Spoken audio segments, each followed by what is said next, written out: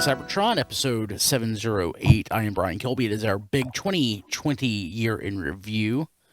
Why we're looking back on the worst year of our lives, I don't know, but hey, let's have some fun doing it. Like, do we have to look back? Can we just pretend that didn't happen? Yeah. All right, we're done here. Good show, everybody. Yeah. Hooray! But yeah, so we do this every year. Fortunately, there was less to talk about this year, so that's not a bad thing.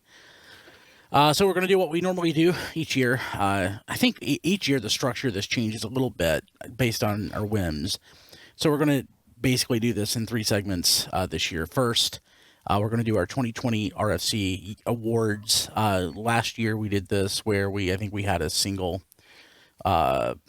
pick per category, where normally in the past we've just talked about our favorite categories for each person. So I think we're just going to go back and talk about for per person, their items. It just feels more natural that way. After that, we'll do our predictions recap that we do at the beginning of every year. So on the next episode of RFC, you'll hear our 2021 predictions. And then we will have our month-by-month breakdown of what went on in the year. Basically, we just hit on the most important news items very briefly, maybe a sentence or two per, unless they deserve more. Some things panned out, some things didn't, and that's always fun to talk about. So let's do our 2020 RFC awards. We have multiple categories: Best Leader Class Toy and Up. That includes Masterpiece. Not the great year for Masterpiece, so we just sort of I consolidated that into one category. Best Voyager Toy of the Year, Best Deluxe Toy of the Year, Best Legends or Battlemaster. Is there another category? Micromaster, yeah. Or Micromaster. Best Engineering of the Year, Best Toy of the Year, Biggest News Item of the Year, and Sad Trombone, the most disappointing toy of the year. Well, I think you'll like my Sad Trombone, or at least you'll relate to it. Cool, okay. So, good. I think mine was in 2020. Let's talk. I sort of confirmed it, so we'll see if it's been a horrible year. So let's go ahead and we'll start. We will each talk about the respective category and then go through. I'll start. Best Leader Class Toy and Up of the Year. For Leader Class and Up, I picked Earthrise Optimus Prime. I think it is the best Optimus Prime they can do at that price point. I literally suggested to Hasbro, I'm like, hey, you created the perfect Optimus Prime at that price point. We don't need any more Optimus Primes. So I think it's a great representation of the character. I think it's the ultimate realization of like the original toy in plastic, and I think it's really great. So Chris, what was your choice? I've decided to abstain because like Earthrise Optimus Prime is a good toy, but it really is just a Voyager with a box. An extra box, mind you, not just the toy in the box that it came in. So, like, I don't consider that a good leader toy. I get it. And then for things like Skylynx or Scorponok, there's only one of each of them in their size level, so it doesn't even feel genuine to try to call either of them a best. And, well, we know what Masterpiece was this year, so, like, I'm just going to, and everybody knows what I think about Double Dealer, too, after my experience with that. So I'm going to just, no best leader for me this year. That's fair. Rob. I'm just going to go with Scorponok because I really did enjoy that. It's a good figure. I think it's of all the Titans I've got, it's the most satisfying, I feel like, to just sit and mess with.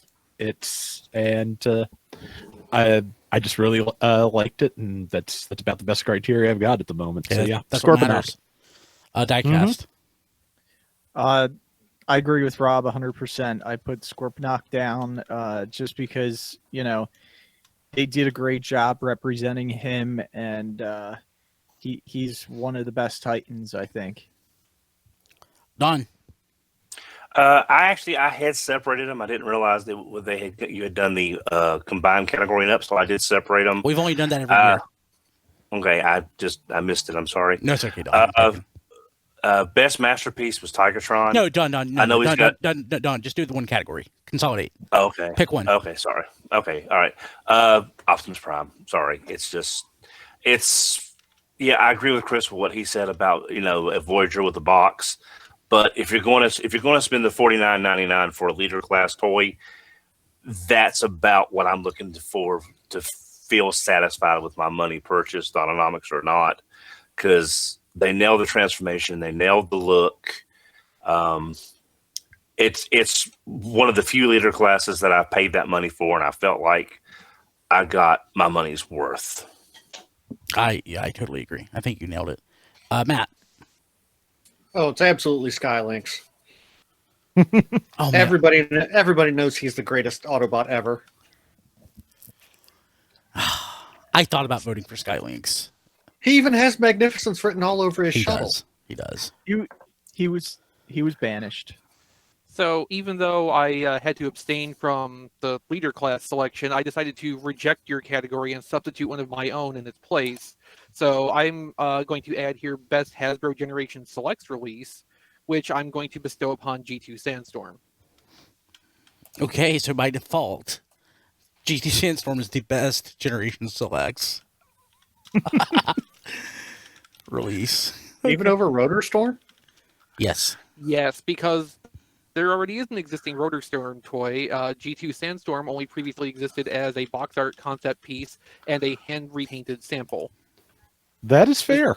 This is something that, from 30 years ago that got canceled or passed over for production, that they went back, looked in the archives, and decided, you know what? We've got a nice big Seeker mold we can use. Let's make this real.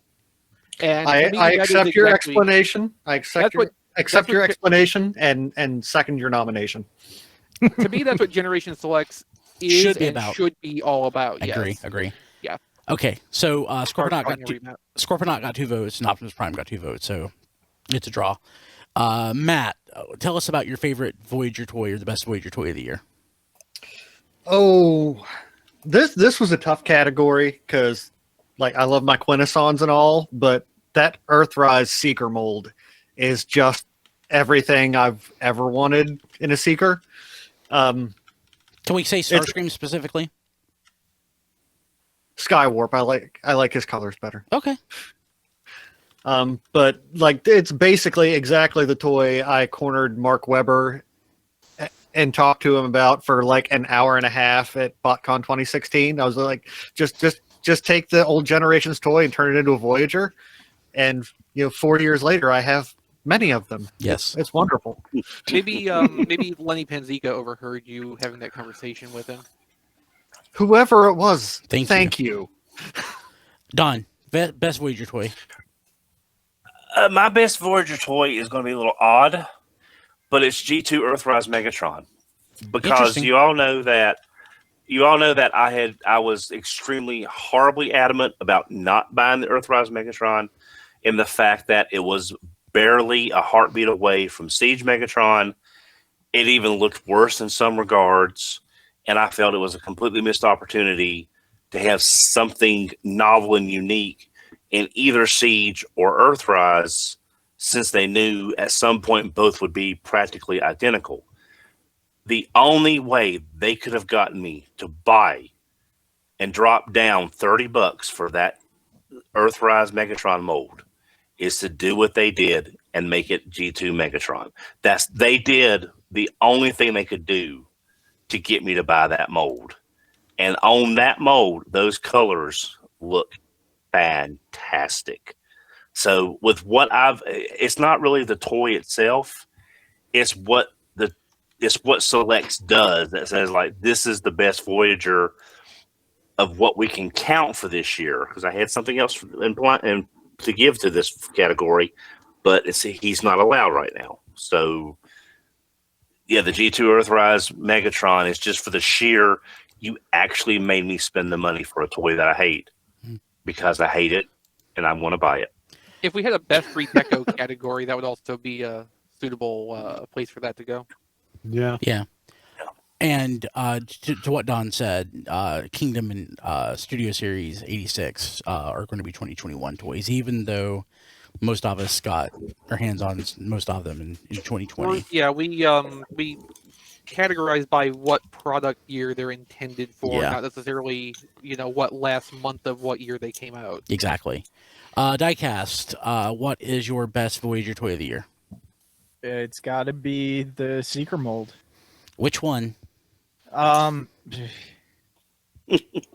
of them. We'll go with Starscream. That's what I have written down because that's what my intent was for. He was the first one that we got, and all the subsequent repaints. So, Starscream. Cool. Rob. I'm going to second Matt's vote for Earthrise Skywarp because it was going to be that Seeker mold, and I don't have Starscream, so Skywarp is probably the deco I prefer out of the two. So yeah, definitely Skywarp. A great figure. Like Matt said, it's pretty much everything thing we wanted and needed out of a new Seeker mold, and that's that'll work. Cool. Chris. I was thinking of going the same direction Don did with Select's G2 Megatron, but then I thought that's not the only Megatron that came out this year. So I'm going a little afield here, but it started out as a Voyager toy, so I'm counting it. Super Megatron. Oh, love it.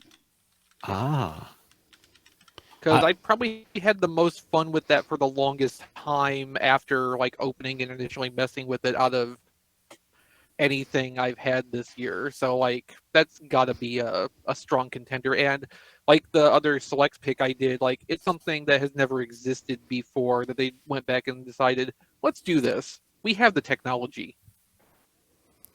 Cool. So my vote for this, there's no other choice for me. It had to be Earthrise Starscream. And because it was the first of the mold, the Seeker mold, and I said it is going to be the winner this year. Earthrise Starscream is the best Voyager toy of the year. Damn it. Okay, so I'll do the next one. Started off best deluxe toy of the year. I couldn't pick one. You guys abstained. I was going to say too many that I liked for me to say. I really just could not pick one, so I had to abstain. So, Chris. Really easy for me. Earthrise Blue Streak. I like the whole new Dotson mold family, and Smokescreen was a really fun experience to have that mold for the first time. But Blue Streak's the one that's the normal car. It's got the alternate hood mold, and it just looks the best overall in both modes. Picking from the three wasn't even that hard. It's just that's the one that really nails the look and feel and really gives me what I want out of this. And I still don't know if it beats Reveal the Shield Jazz from a decade ago, but it's the current conceptual ideal of the Autobot car transformation. And I didn't think they'd ever actually get back around to doing something that felt like that again. It's cool. That's a really good choice. This is my choice. Rob. I'm gonna go with Select's Grease Pit just because I really like that figure. It's got a great deco. It's just the color. It's bright. It's gorgeous. The fact that it just turns into a gas station is just. How many more Transformers are you ever going to get that do that? So yeah, So yeah, that I really was happy with that one. And it's staring me right in the face, in fact, as I'm saying this. So yeah, it's Grease Pit. I thought about Grease Pit as well. Does he have a gun to your head? Does he have a gun to your head? Is that why you're saying it? He's staring you in the face with a gun to your head? No. Blink twice if yes. No, that's also a really good pick. Yeah. Diecast. I picked Alicon. Or Alicon. Another one I thought about. I did too. He's fun. He's a true builder. He's a character that I've wanted for a long, long time. Officially, and I couldn't be happier with it. I never, of all the characters that we didn't have toys of, it's not one that I ever really even thought about, but I do love it. So yeah, it was a nice surprise in that respect. Don. I gave it was a tie for me with two of them, Smokescreen and Trailbreaker. If you had to pick one. I gotta pick one. Okay. Tell us about both, but pick one. Okay. Well, both are personal favorites of mine. As good as Hoist looks, I think in Earthrise, I think Trailbreaker looks. I think Trailbreaker looks better on that mold. The arm flaps aside. Smokescreen is just he is just a great representation of the character with that Earthrise Dotson mold. If I had to pick one, it would probably be Smokescreen, just because Trailbreaker he's got those back arm flaps, Mhm. which is a help Mhm. over for voice, which is the only knock that I can really put against Trailbreaker for being more accurate. But Smokescreen, just like Blue Streak did for Chris, Smokescreen does for me is he just kind of just looks like the way the character should look. Cool. And I just reason being gone is I captured this for posterity, and I don't want to get into half vote increments. So Matt. Oh, it's absolutely the Alicon. I'm with Diecast 100% on that because it, like you said, it's something we just never ever thought we would see. And I love my troop builders, and I love Transformers the movie, and it ticks both those boxes. Dang it! Maybe I should go back and vote. I think you should. I'm going to vote I for think it too. it- Yeah, Yeah, I say it doesn't matter because it got more votes than the others yeah, anyway. so it already automatically- won. So yeah. Okay, you're right. I was thinking there's so many Autobot cars that I like in vehicles that I like this year. But yeah, you're right. Alicon wins. Yeah, it's not even about the engineering; it's about what it is. Matt. Okay, going back to you. What's the best Legends, Micromaster, etc., etc.? I went with a Battlemaster, and I went with Slitherfang because he's a little snake that turns into a ramp. Yeah, that's pretty sweet. Great. Yeah, that's on the short list. Don. I went with Smashdown because That's That was last year's. well, but it was also re-released in Earthrise too this year, so I didn't know whether it He's was Kind of counted or gray not. area. Don, I'll count it, Don. You'll count it, Yeah, okay? well, I'll count because it. I've got okay. It won last 'Cause, year. It won last year, if I remember right. Yeah, it's just Smashdown it's something unique. Getting a battle mace, a battle hammer is very unique. You get a effects part for the smashing effect, and from what I remember hearing about behind the scenes, it was a female character, which was always nice to have another female character in the mythos. It was just something unique and different that stood out to me, and I thought it was pretty nice. Diecast. I went with the Astro Squad, Fusor, and Blastmaster. Awesome names, awesome team, and they make a space shuttle. So that's mine for the year. Okay. Rob. I'm going to second Slitherfang. That was just such a nice little toy. It's simple, and certainly of the Plank Masters, I think it does the best job of being what it is in all modes. Because the other two are robots that lay down. So You're darn right. being a neat little robot snake is definitely an advantage over that. And to be honest, none of the Micromasters really impressed me much this year. No, they were terrible. Also, a bonus: you can connect multiple Slitherfangs to make a larger snake. I Yeah. need more Slitherfangs. I Yeah. still only have the one. Chris. I'm going to vaguely cheat and go with Spy Patrol 3rd Unit because nothing else really stood out to me that much. I mean, Slitherfang's a good runner-up, but like this also gave us Double Dealers, Power Masters, and filled in some missing tapes for Soundwave. Yeah.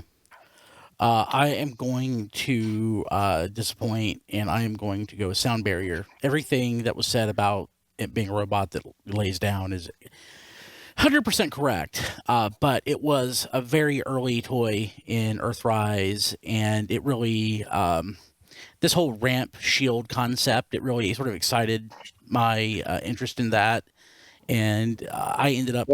Wasn't Sound Barrier Siege toy? No. The Sound Barrier came out this year. Okay. Yeah. It really excited. I think I found it first in February. And it excited my interest in what Earthrise would be. And it was definitely perfected with Slitherfang. I mean, there's no denying Slitherfang, I think, is superior when it comes to like just the art of being a toy. But I think as far as like my favorite goes, I have to go with Sound Barrier. Even when the leg breaks off? I haven't had a leg to break off. Yeah. Of course, most of my sound barriers are still sealed. That'll do it. For eventually when I get the office going, I probably have a dozen or more that need to be opened up. Best engineering of the year. I'm cheating because I can't do a Studio Series 86. You guys will probably hate me. As Don sadly nods. Yeah. Yeah. I am going with Earthrise Starscream. The reason being, I think it's the perfect jet. I think it's a perfect robot. And you have both a good transformation that's fun. It doesn't do anything novel, but what it does well. And I think it's a darn fine toy. So, Earthrise Starscream is my choice. Chris. Earthrise RC. Really?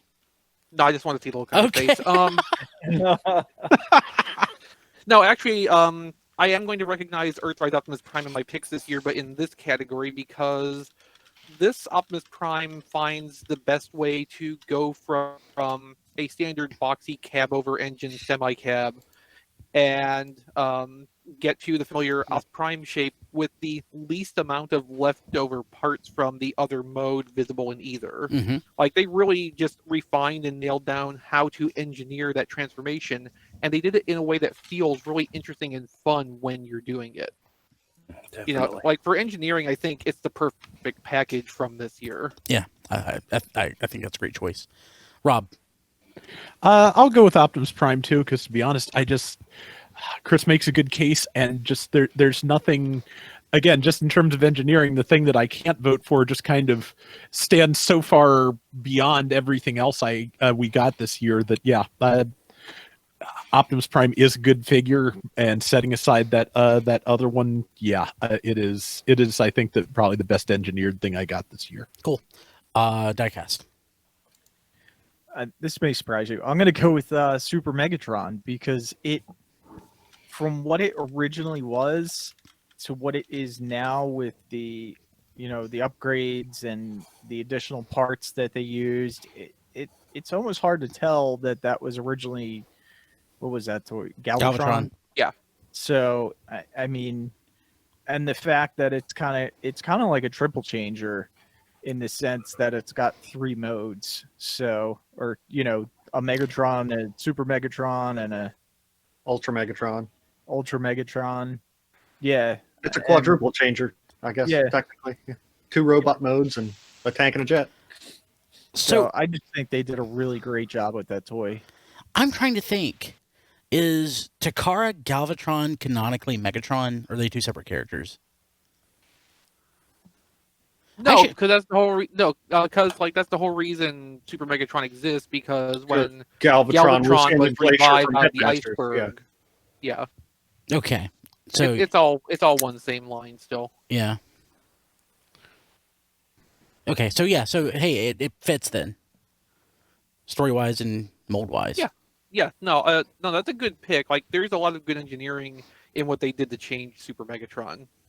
I actually did consider that for my answer for this category too. Yeah. Honestly, I probably should have thought more about Super Megatron, but no, I think that's a good choice. You Don. should always think more about Super Megatron. That's true. Don. Believe it or not, I'm agreeing with Diecast. Super Megatron. Wow, sweet. Mainly because it took a toy that I had no interest in owning. I did not buy Time to Turn Galvatron. I had no desire for it.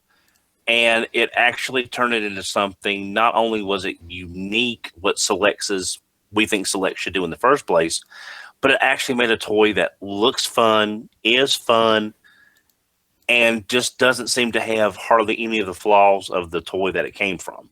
That takes a lot of engineering to come from a toy that was so low on my list of things I wouldn't even buy on sale to something that I pre-ordered as soon as it went up. So that takes a lot of engineering magic to make something that good from something that bad. Cool.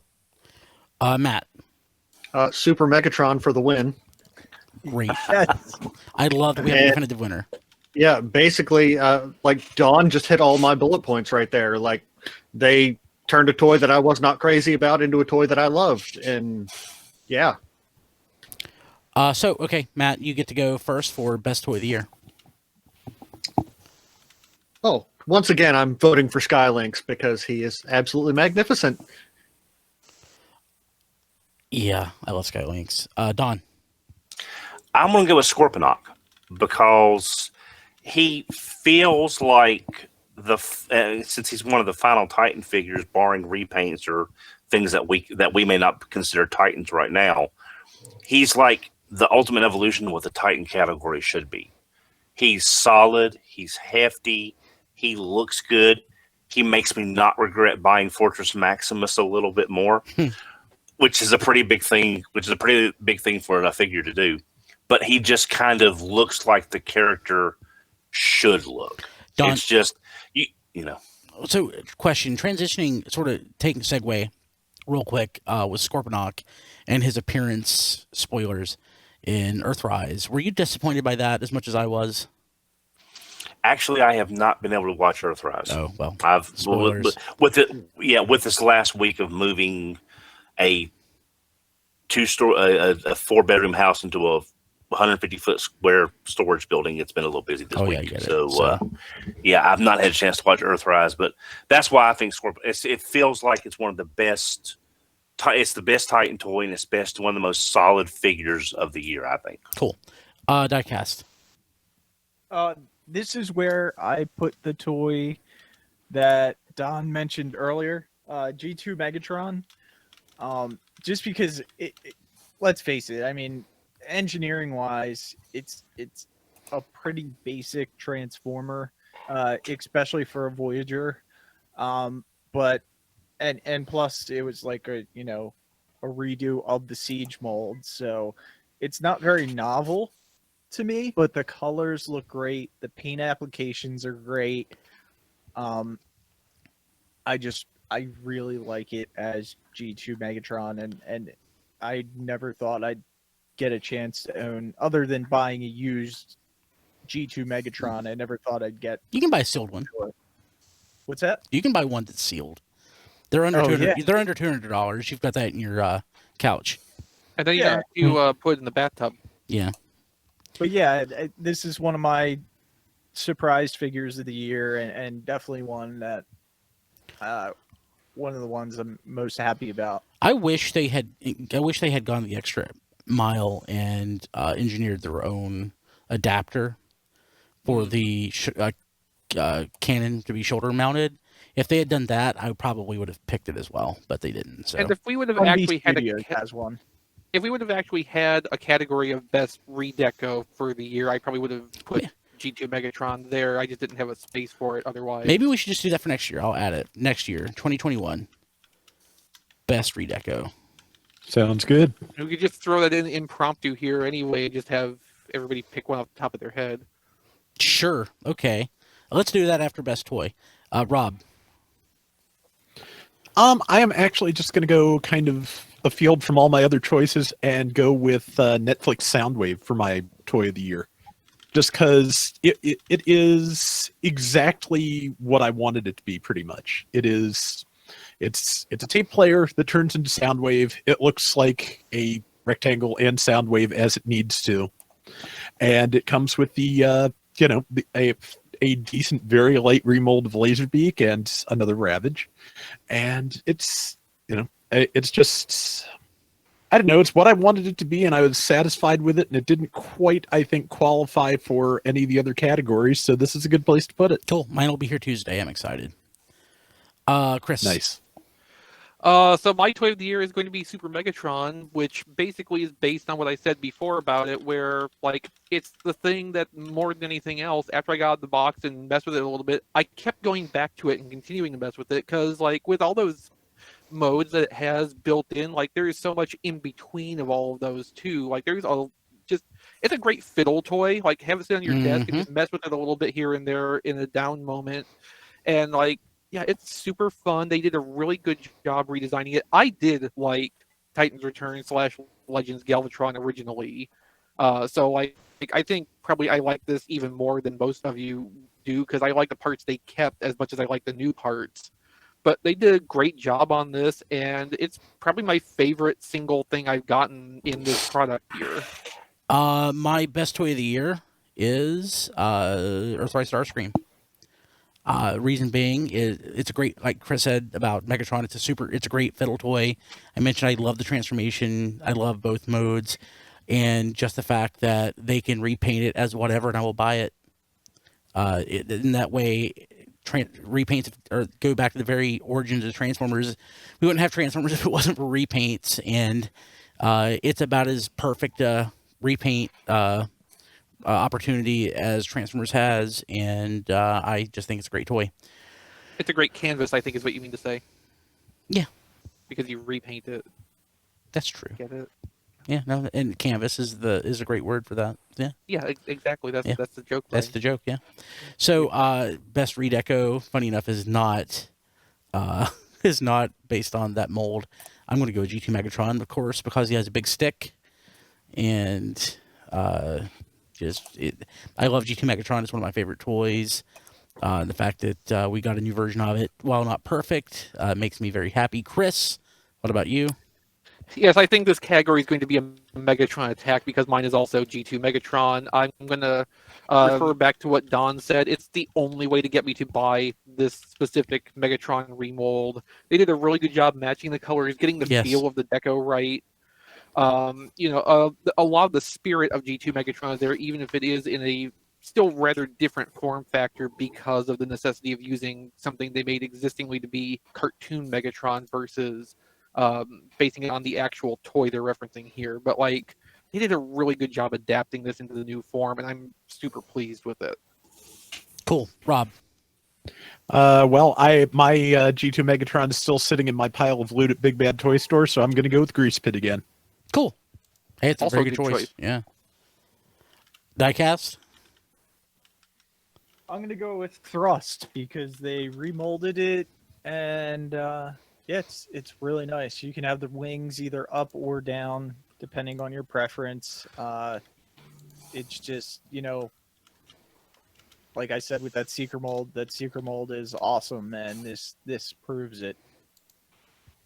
Cool. I mean, like anything among that Seeker family is not a bad choice in this category, in my opinion. Exactly. Don. Megs. Yeah, great choice. Matt. G2 Sandstorm. Give me all the Seekers. Make up new ones and give them to me. I mean, They Well, almost did with that. yes. Yeah. Exactly. I mean, I'll this may I wouldn't say this is not going to be one of my predictions from the show in a few weeks. If we don't get in the sale from Earthrise Thrust, I'd be surprised because it seems like Earthrise Thrust will be the perfect one to give us in the sale as a Yes, select. so that's what it's based on. So yeah, that tracks. Anyway, I think G2 Megatron wins that Yeah, category. I agree. And let's see here. Biggest news item of the year, Matt. Oh, that would be the Takara Generation Selects God Neptune, because it gave me even more Seacons before Unicron. Oh, I love it. Don. I'm going to go. This is to be a little odd, but of course it's me.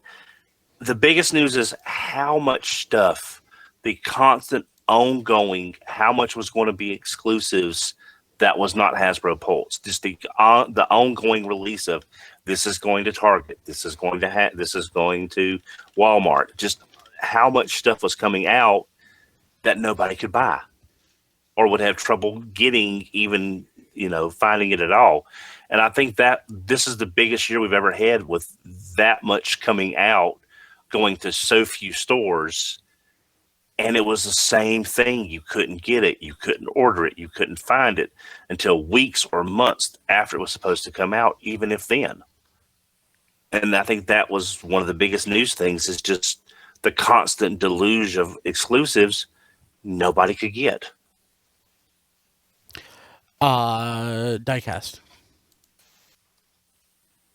I really couldn't think of anything, honestly, looking back, that there was a huge, news item for 2020. So I'm actually going to pass, Okay. because to me, it was the epitome of 2020. When you look back, you either forgot everything or you want to forget everything that happened in that year. Okay. Rob. I think Diecast makes a fair point, but trying to think of something. My favorite news occurrence of the year was the fact that we were going to get new Beast Wars figures in Kingdom. Oh yeah, very good. That's true.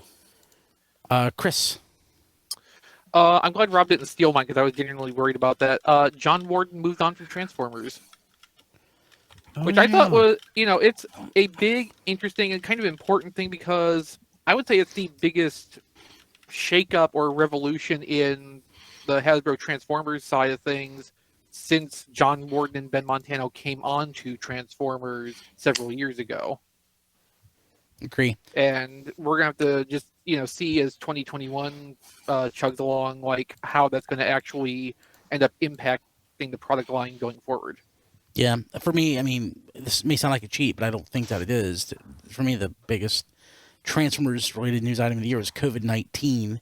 It literally affected and ruined, in a lot of ways, almost everything this year, from availability to go purchase toys. It really impacted scalpers, people who basically said screw it and would go, buy up everything that hit retail anyway. Logistics, conventions not happening. Yeah, I almost picked, everything got canceled as the biggest news item of the year, but I decided to put a more positive spin on it. Yes, I was trying to keep it positive. Oh, no, but I mean, it's not best news item, it's biggest news item, and I don't think there's anything that's nearly at least as big as far as like isolated. I don't know that it's going to have major repercussions for the rest of our lives in respect to toys. It will have major repercussions in general, but I don't know that it's going to affect I don't know it's going to affect us from a toy perspective going forward after 2021. And maybe it will. It was the biggest thing that happened all year. So for the Sad Trombone Award for the most disappointing toy of the year, for me it was Masterpiece Lio Convoy. Oh, which I wanted pretty bad, and I think it's a horrible toy. And I can hardly believe that actually came out this past year. Yeah, I looked it up, and let me double check. No, I'm pretty sure you're right. It's just staggering to think that was within the calendar year. Yeah, it came out. Pretty sure it was on our news items for the year. Yeah. February, Yep. I'm sure. Yeah, like really early, I think. Yeah, it's a bad toy. 2020 is a lot. Go ahead, Rob. I forget who first said this year is the longest decade in recent memory, but yeah. Yeah, I was going to say it's the longest 5 years of my life. Yeah, pretty much. Chris, what was Sad Trombone for you? Yeah, you'll like this one. I'm going with Red Collection, and specifically Megatron, because that's the one I bought. And I'm putting it here because despite getting a Megatron marked down to $11, I still cannot call it a very good action figure. Which, I mean, if you fail at that basic point, like, with Hasbro's experience with collector action figures, that's already a pretty bad mark against it. And it's just soulless as a Transformers product. Yeah. The likenesses aren't great. So not every Transformer is a great action figure. A Transformer can be a great toy without being a great action figure. But occasionally you have one that is a good action figure as well. But if you don't transform, you should be a good action figure. Action figure, yeah. And they're not. Mm-hmm. Rob. I'm going to go with Paradron Medic because I did not get Earthrise RC, but that mold is somehow not as good as the RC from 7 years ago, and it does have a couple of things about its sculpt that I like, and then it is the shelliest shell former I have ever seen, and they both RC and Paradron Medic both Bandai the paint. The midsection is only painted in the front, and there's nothing about that toy that is particularly satisfying to transform, to handle, to look at. So yeah, it's pretty hands down the worst thing I got this year, though. Double Dealer's a close second, but I didn't have half the trouble with it that Chris did. Yeah. Diecast. First, I'm going to do third-party toy of the year, and it's got to go to Unicron Zeta Unicron. We can edit this out, right? Yeah. And I can't. for We're doing this the worst party, the worst disappointing figure. yeah, well, I'd throw it in there since it wasn't on the list before we move on. And disappointing. I thought this was going to be like unanimous. And Rob, thank you for mentioning it. RC, and it's because every time they do a new character, it seems like they try to do it better than before, and this is the one character where they failed miserably. This is worse than Headmaster RC. This is worse than the Generations RC that we had. It's worse than every RC we've gotten so far. It's pretty bad. But it would make a good action figure. I mean, it's got a lot of. Yeah, you know what? This RC or Lifeline, depending which one, or Elite One, is a better action figure than the Red Collection. Oh yeah, That's fair. yeah, it's true. That's fair, and also just like completely damning of both. So diecast choice for Sad Trombone, most disappointing toy of the year, is Studio Cell Unicron. Don. Do you have to ask? Yes. Yeah, I literally do. Yes, we do. I know. And again, I am agreeing with Diecast, which is probably a sign of the end times. And with Rob, it's RC. We have seen them do some phenomenal things at the deluxe price point. Even if it wasn't outstanding, you had toys like, again, I'm just using examples, Impactor, Rotor Storm, Spinister. I mean, we've seen really great toys in that price point. RC seems to be the character that's the sacrificial lamb for the rest of the wave. Make it as cheap as possible, make it as just whatever they can to get the character out and not put anything into it that the other figures are getting.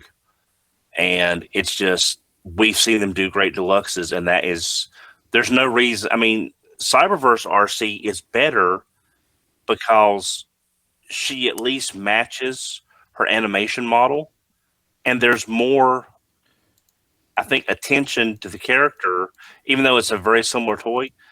Cyberverse RC is a better figure, and all this good deluxes that we have from this past year, and they just churn out this RC to meet a checkpoint, and it's extremely disappointing that that's a character, like Diecast said, you were not improving, we're de-improving, and it's just very, very sad. It's a sad trombone. I'm sorry, Don. Of course, the world's biggest RC fan. Yeah. Donald. And Well, that's why 2020 was ruined for Headmaster Don. Yeah. Well, no, I mean, I got 2 RCs this year, 3 technically, because one's on the way, and Wow. Yeah. yeah, and the one that's the best that I have of the 2 is from the show that I didn't watch that much of. And if you count third party, you have that fetishist Star C as well. The flesh C or whatever it's called. Nice see, I have Is heard, that but I your was third-party figure of the year? no, that's I not a don't. category. Yeah, there's not. Yeah, there's no third party category of the year. But no, it's just it's if they're going to give us an RC figure, I believe one of y'all said it. Make her something other than a pink shell former car, and then do something new for her. She needs a redesign as a character. Yeah, I mean, if you could take Prime RC and make her regular RC somehow, No, it's simpler than that, Don. Just animated RC, use that exact same engineering and parts layout, but restyle it as Generations. Okay, bingo. There, Hasbro. There's that. your freebie. Yeah. Do that, and we'll be happy. I've literally been saying that since 2010, and nobody's listened. So No. I'm not. Well, holding and out again, hope. this also puts to rest that I'm secretly Hasbro commander. Because do you think I would let an RC go out the door looking like this if I was in charge of Hasbro? That's to throw people off. Yeah. Yeah. Matt. That's why as Perfect Hasbro Commander, alibi. you alternately wear a hood or a mirror face Yeah. mask. Matt. Oh, I'm going to go with Earthrise Megatron here. Oh wow. Okay. He is barely dissimilar from Siege Megatron, and how many times have we seen that already? Like, it literally feels like the same toy has been on the shelves for 2 years. Mm-hmm. Like every time you look, you Siege Megatron,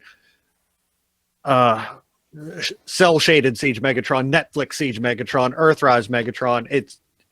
It's everywhere. You can't get rid of it. The only saving grace was the G2 Deco. And the fact that Blade Raider pointed out on Twitter that you can kind of cludge his horrible accessory into a minigun. So, but yeah, Earthrise Megatron, just like it's just the same, basically the same toy that we've already had. Cool. Okay. So that does it for the RFC awards for this year. And I look forward to seeing what kind of crazy discussion that we have next year. Okay, so we are going to recap our 2020 predictions. And again, on the next episode of RFC, episode 709, we will have our 2021 predictions. I am going in alphabetical order by name. Diecast is technically first, but we call him Diecast, so he's third. We are going to go through this. I'll start with me. I said we'll only have 3 original Masterpiece molds announced in 2020. And I don't know if that's actually correct or not. We had RC. We had Tigatron.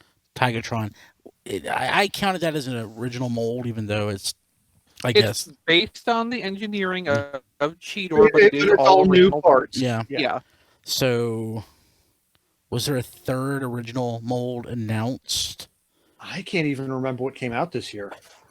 I don't think there's a third original mold announced. Was Skid announced? No, not till this. No. That's New Year. Starscream. So 3. Yeah. Was it? So you, I yeah, Starscream was in. Yeah. No, Starscream definitely was. I'm just trying to think if there's anything past Starscream that got announced. Yeah, I mean, I don't count MPM in Masterpiece. I think I consider that a separate line. Other people say, "What about Movie Masterpiece?" I don't count it. So I actually thought that I thought that I didn't get this one, but now that we're I think you probably did. okay, so I got 1 of 3. So The third one may surprise you. yeah, HasCon 2021. No, not announced. Perhaps in a different universe. Yeah, and I'll finally get Guard City and Battle Gaia. I never had the guts to pull the trigger. I mean, you had other expenses come up this year too. So Oh yeah, like, stupid stuff. But, if that hadn't happened, you might have actually done it. I had the Guard City that Rick Alvarez bought in my cart for like 6 months. I never actually hit the buy button. The opportunities to buy Battle Gaia, I think I saw it twice in 2020. One time for a semi-reasonable amount, the other time for an ungodly, way more than I would ever consider paying for an action figure amount. So It seems like he's a little harder to come by than Guard City as Yeah. well. yeah, Which might wanna kind of change- makes sense because bad guy toy from a Japanese toy line, especially around Yeah. 1981. I did end But up. if you're going to reuse that, you might want to change that to Guard City or Battle Gaia. Yeah, Yeah, I did manage to get a couple other grails that I had, including one that I never expected to get, which was a sealed copy of the 1989 release of Transformers the movie on Laserdisc. So I'm good. So yeah, but okay. So Chris, do you want to read? Chris, do you want me to read them, or do you want to go through? whatever you think is going to work better. I'll read them. Masterpiece Raiden is not going to be composed of 6 individual masterpieces. It will break down into 6 generation style toys. Now I wish I had read it because you mispronounced Raiden. Yeah. So we learned that this was coming out in 2019, but we learned basically jack in all of 2020 about this toy. So we still Like this one, I would put down as a TBD. yeah. So, but not in 2020. No. Yeah, so it could be good. This was actually something Matt said. You were going to say it, and you wanted, and basically you said, I Yeah, will. I went first. Yeah. So, but yeah, so it's not the case. Transformers and Power Rangers. I'm going to mispronounce stuff. Power Rangers comic book at least announced, if not published in 2020. I don't know if that was the case or not. Was there a comic announced? No. Okay. No. And I'm surprised there wasn't. This one is incredibly prescient, though. New Masterpiece Starscream, and it'll be 30,000 yen. So I think I overshot the price slightly Not because I believe Starscream is coming at the same that like the last Megatron did, or was this going to actually be more expensive? Like I'm in the neighborhood. I think this one's going to be more expensive, but it's close. Yeah. Yeah, it's in the neighborhood. It's not. I mean, It's for not all far intents off. and purposes. Yeah. Although I think I've been predicting new Masterpiece Starscream for at least the last 3 years, so it's more like eventually I had to get it right. If you haven't, John has. Yeah. Yeah. Okay. So, diecast official movie announcement. We learned, I think, at a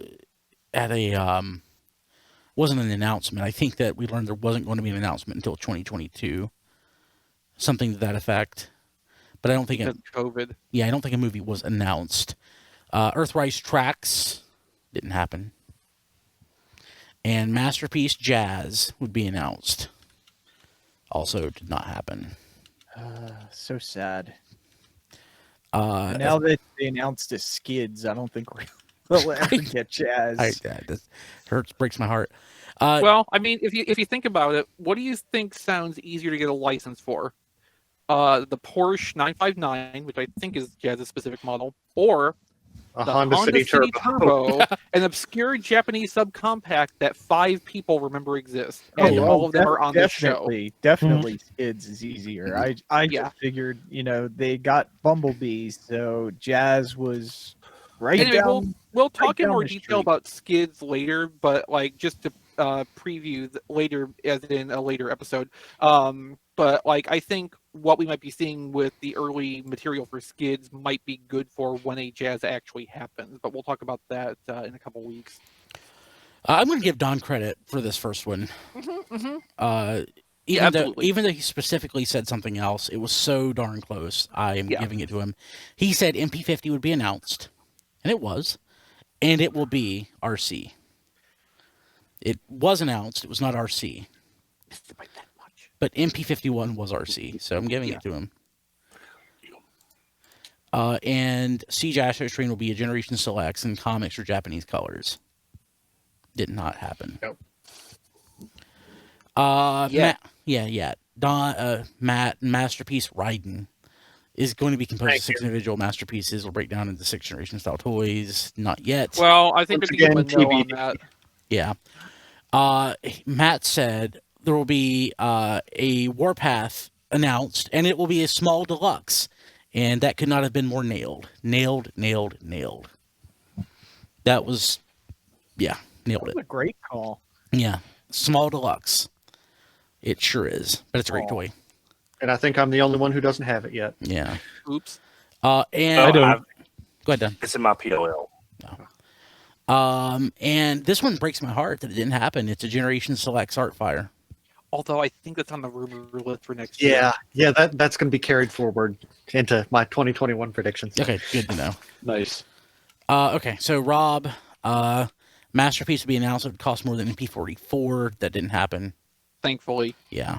Thank goodness. One. I think he was pinning that on the assumption that we would get the Masterpiece Raiden information.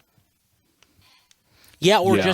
just in general, it'd be like something else would pop up, like that Star Saber or something, or what he guessed next, which was Masterpiece God Shinrai, which of course didn't happen either. Which I would love a Masterpiece God Shinrai.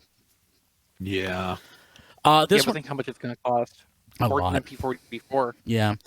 And this one still could happen as a commander class, but it didn't happen this year. Generation Star Saber. I wish they would. Yeah, that would be a lot of fun, but didn't happen. Nope. So yeah, we'll have our announcements. We'll have our predictions for 2021 on RFC 709.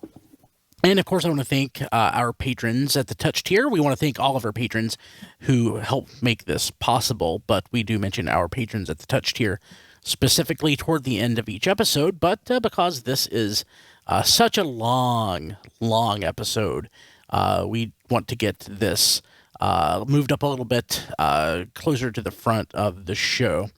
So thanks to Kevin Dorsey, Peter Giannakopoulos, Sean Bratton, Jacob Owen Lucia, Jason W. Rye, Sean Hamilton, Mike Mallory, Jason Hiley, Jonathan James, Hector Bones, Nathan Sampy, Spider Bob, Rabbits, Emmett Stresovich, Gaming Fix or Frank Perkins, Joey Russell, Ryan Bona, and Ness. This is accurate as of December 31st. So if something has changed or we've added a patron or someone has decided to drop off, this is what was current as of the end of the year. So we want to thank everybody out there. And if you want to join us on Patreon, go to patreon.com/tfradio. It's pretty awesome. And we thank you so much. So we are looking back at what happened month by month. This is what, the 10th time we've done this in a row? Something to that. Oh, I don't need to be reminded of that. Yeah. Oh, well. We've been doing these for a while. We've changed formats a little bit. We tried to do things by toy and by media. What we found is it just honestly works best if we look at it month by month. And this is categorized month by month as we presented it. So if a news item broke at the end of a month and we didn't get to it till the next episode, which was, say, at the beginning of February, I'm counting it as February. So I'm not going to go in and look at each news item to see what the exact date is. Okay. January 2020. Tiny Turbo Changer Series 3 official Transformers Cyberverse details and images. These actually showed up at retail. At Target, right? Is that the one that had the gnaw in it? Oh, maybe it didn't show up then. I'll be honest with you. I found Tiny That might have been wave 4. I can't remember. I found Tiny Turbo Changers once at retail this year at Target, and I don't think I've come across them since. I think they were showing up at other places other than like your typical Target and Walmart, but I can't remember if it was like Dollar Tree or something. It was something. I don't visit weird. Dollar Tree. I have one at the end of my road. I have $2 Generals nearby. There's Family Dollar nearish by. I need to start visiting these stores, but I just don't anymore. Even before COVID, but I need to do that. Exclusive reissue G1 Astro Train found at Walmart. That was a 2020 news item. Yeah, remember it hit at $50. Dang, was it 50 or 40? 50. Oh God. They rolled it back a little bit to make it a slightly less ridiculously priced hot dog. Yeah. Takaratomi Earthrise ER05 Starscream official images. Starscream, of course, it was an earlier wave release, but this was the a good look that we got at the toy, which would come out here in a month or so. HasLab Unicron first production update, laying out the toolings. This was a lot of good information on how toys are manufactured. Mm-hmm. Yeah, so that was good. If you're listening or watching, you can go to tfradio.net/709 and actually view the month-by-month news items. That's one you should definitely look at if you haven't. Just click into it and see what it says. It's some good learning for you. New Transformers Authentics figures discovered: Ratchet, Soundwave, Starscream, and Grimlock. I'll say Authentics are things that I do not track whatsoever at But those all. did come out because I saw other people with them. When I buy one, I literally have I just dropped it, the Starscream. I literally have no idea if I own it or not already, because they do they do not register. Kim will say, "Hey, I see this Transformer. It's one of those ugly ones.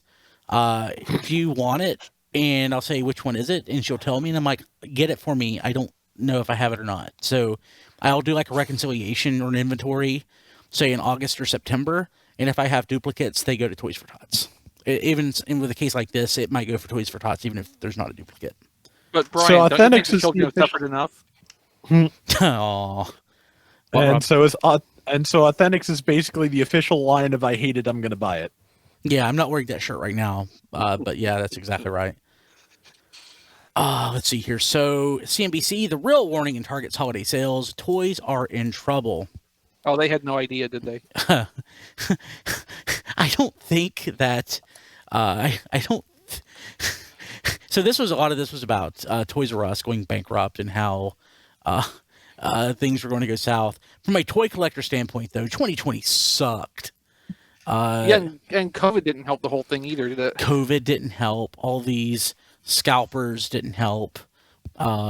Sales were pretty good, though, if I remember. Like, sales were up part of the year. I think they ended up being maybe.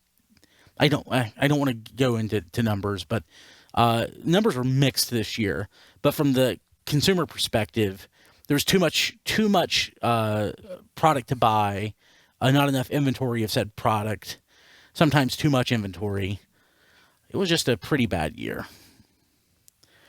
Early January 1st, Earthrise found in the U.S., which was MicroMasters. And that's a pretty lame way to start off. But yeah, everybody got those, and those basically never sold out. And maybe the Hot Rod Patrol sold out, but... Yeah, okay. I couldn't remember which was the first MicroMaster Patrol from Earthrise because, wow, did those barely even register with me. Yeah, and we got a Big Daddy, and it's like, oh, okay, we got another Big Daddy, great. Yeah, I think it's over here somewhere. Yeah. It's on this table, and it's probably, of the MicroMasters I actually bothered buying, it's probably the just about the best ones. Yeah. At the end of January, there was some Transformers movie rumors. 2 new Transformers movies under development by Hasbro and Paramount. There's always Transformers movies in development. There's probably a Don Ferguson biopic in development somewhere by somebody. And Beastor is rumored to be the other new Transformers movie reboot from Paramount. This seemed like huge, exciting news for a lot of people. I don't know that people who didn't watch any of the previous 5 movies. Yeah, I don't know that anything else popped up about this all year. I don't remember. Not really. Yeah, so it doesn't mean it was squashed. It just means that Development hell. Literally, if something's in development, don't get excited because the odds are not good that it's going to come out. It just means that there's a draft of a script sitting on somebody's desk waiting for somebody to do something with it. Or an order for a script. Even worse. Yeah. February, Transformers Earthrise, Voyager, Grapple, and Starscream spotted in U.S. retail. And you can still see Grapple now. Yeah, and Starscream, you can find a Starscream, but they're not as And plentiful. if you can't, you will soon because it's reshipping in Kingdom. Yeah.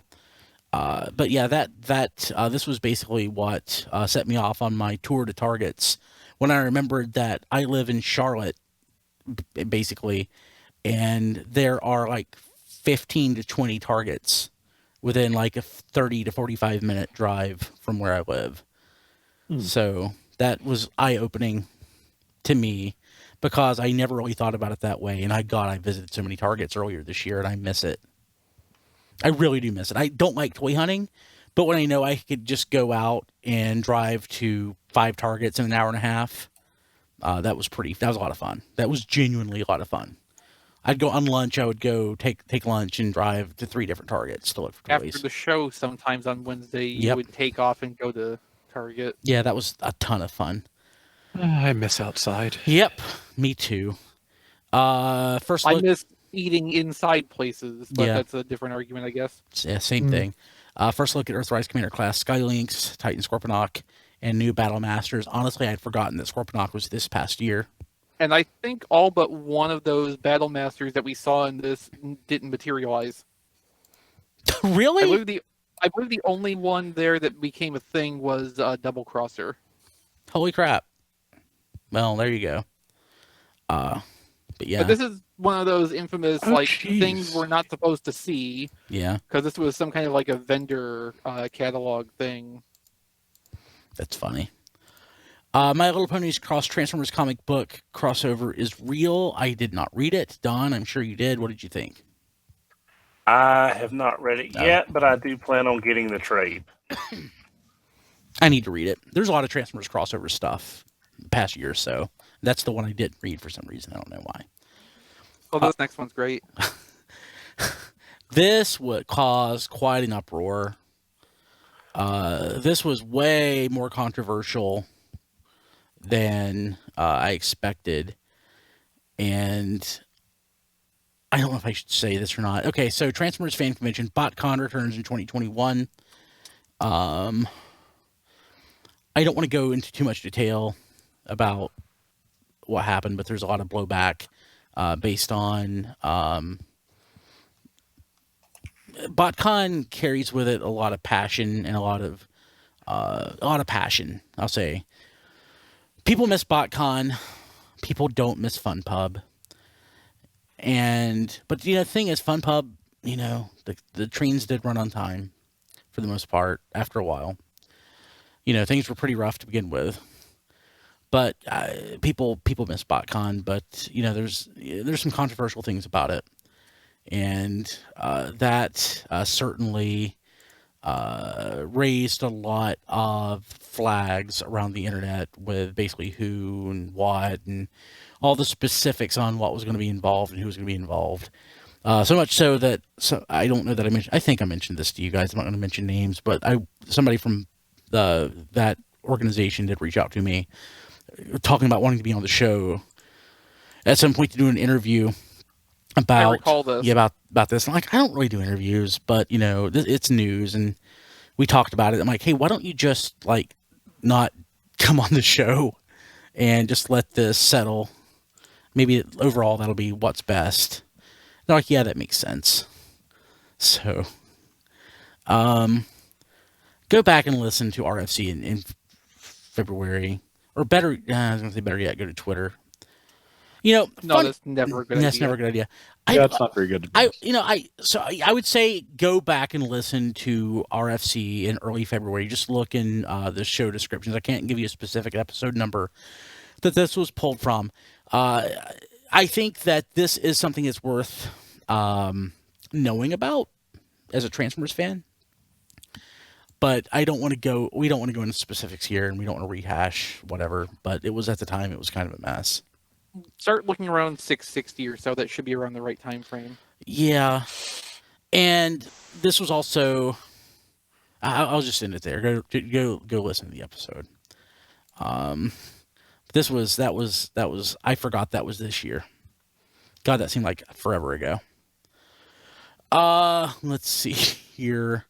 Going back to February, Fans Hobby MB15 base mode prototype images for unofficial super mode Armada Optimus Prime. I thought I removed all the third-party stuff. And almost a year later, and I think they're almost ready to release it. Yeah. Hey, but that's farther along than the Takara Armada Optimus isn't. Yeah. Well, theoretically, that's something they could release at any time. They just don't know what to do with it. Yeah. Yeah. We designed this really nice toy, but we don't know what to do with it. Yeah. So we're just gonna shelf it. Diecast. Fans Hobby's one of the good ones, right? Yeah, they're really good. Yeah. Yeah, they made the I think their debut thing was that G2 Optimus Prime and Scourge Yes. theft. And they then also did they the they Monster did the God Box. Jinrai and the Monster Box, Overlord. yeah. People love that stuff. Oh yeah. They also did the Overlord, which is Yeah, that's what I was trying love to it. mention. Double evil. Yeah, no, Fans Hobby is one of the popular and well-regarded ones. That changes, though. Like, which ones are, well-regarded at any given time, so... Yeah, but they've pretty well kept up their reputation. I really, at one point, came really close to buying Lightning Eagle. They're, Thunderclash, yeah. Thunderclash. They're not Thunderclash. I decided that third party's not my thing, and I don't want to invest $200 in something that I'll probably end up giving away later. Right. But the stuff does look good. It looks good. Mhm. Oh, Cyberverse Our Adventures Deluxe Hot Rod First Look. I think this is when we learned that we were going to have Cyber Generation style deluxes in. No, the first wave had already been out, I'm pretty sure. Or the first wave that was revealed at New York Comic Con in 2019. Oh, it was a month or two later that they actually came out. Yeah. So this first look at Hot Rod was the first thing we had seen of any of the second wave of product. Yeah. So, did any of this actually change our opinions of Cyberverse from a toy line perspective? These generation style toys. I don't think it really did. I mean, not entirely, because like what I wanted from Cyberverse from the beginning was the continuation of the Robots in Disguise Warrior class, Yes. which were really consistently excellent toys for being non-generations product. Um, the Cyberverse Deluxes never really seemed to quite hit the same mark. Yeah. Agree. I guess with enough time they kind of got there because I've got RC and Thunder Howl and the two of the three that just came out, Starscream and Prowl, and like RC's kind of meh, and Thunder Howl is mostly notable for transforming in an interesting way, whereas Starscream and Prowl actually look mostly and feel genuinely pretty good. So I think like it's been probably a longer development and learning process that they went through with Robots in Disguise for some reason, but they're getting there just in time for the line to end this year. Yeah. I think it could also, Chris, be more like a your mileage may vary kind of thing because I wasn't even after what happened with RID 15 being such a letdown as far as what it was supposed to be to me. I wasn't really giving Cyberverse that much of a look, and when these came out, it was at least more willing to get me to look at the figures and consider them versus what had been on the shelf before. Yeah. Okay. Okay. So, I'll transpose these. Transformers the Manga Volume 1 from Viz Media came out. We knew these were coming out, but most of us were excited about it. The Manga Volume 3 hits Amazon pre-orders around the same time. It's pretty cool that these came out. Oh, totally. Yeah, when I say it's G1, it is G1. It's legit, real G1 that most people have never read, but it's not the G1 that you know. Like, if all you know is the cartoon, keep in mind the comics are completely different. If you've only read the comics, the cartoon is completely different for the most part. But the manga it's real deal, legit G1 that you've probably never read, but it is different.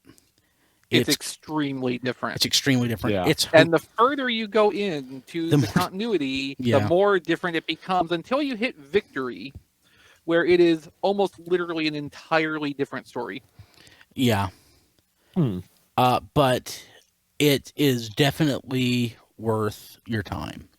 Oh yeah, I wish we would have had like a suitable category in our RFC awards, like most interesting weird thing that happened.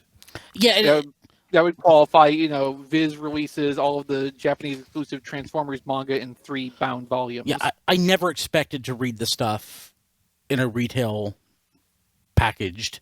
Yeah, once again, I have to give my thanks to Rob here for sending me Volume 3 so I could actually finally, for myself, read the Battlestars through Operation Combination story page content, which is the only fiction material for those 3 years of product. I've not had a chance to read anything past Volume 1, and I've not finished Volume 1. I have to go back and finish this stuff.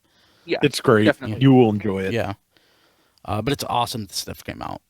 Yeah. War for Cybertron, Earthrise, maps, images.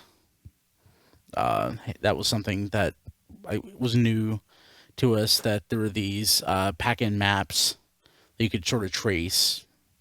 Yeah, and then once it came up that somebody was doing the effort of like scanning all of the pieces on the packaging inserts and assembling them, everybody stopped paying attention to the actual inserts being in the packaging because like it doesn't matter, I don't gotta do anything with this, I can look at the scan later. Yeah, and they made the effort, of course, to put in the little red plastic film. Yeah, which is awesome because that was something very G1. But there are no tech specs, which I would much rather have tech specs to look at than a map.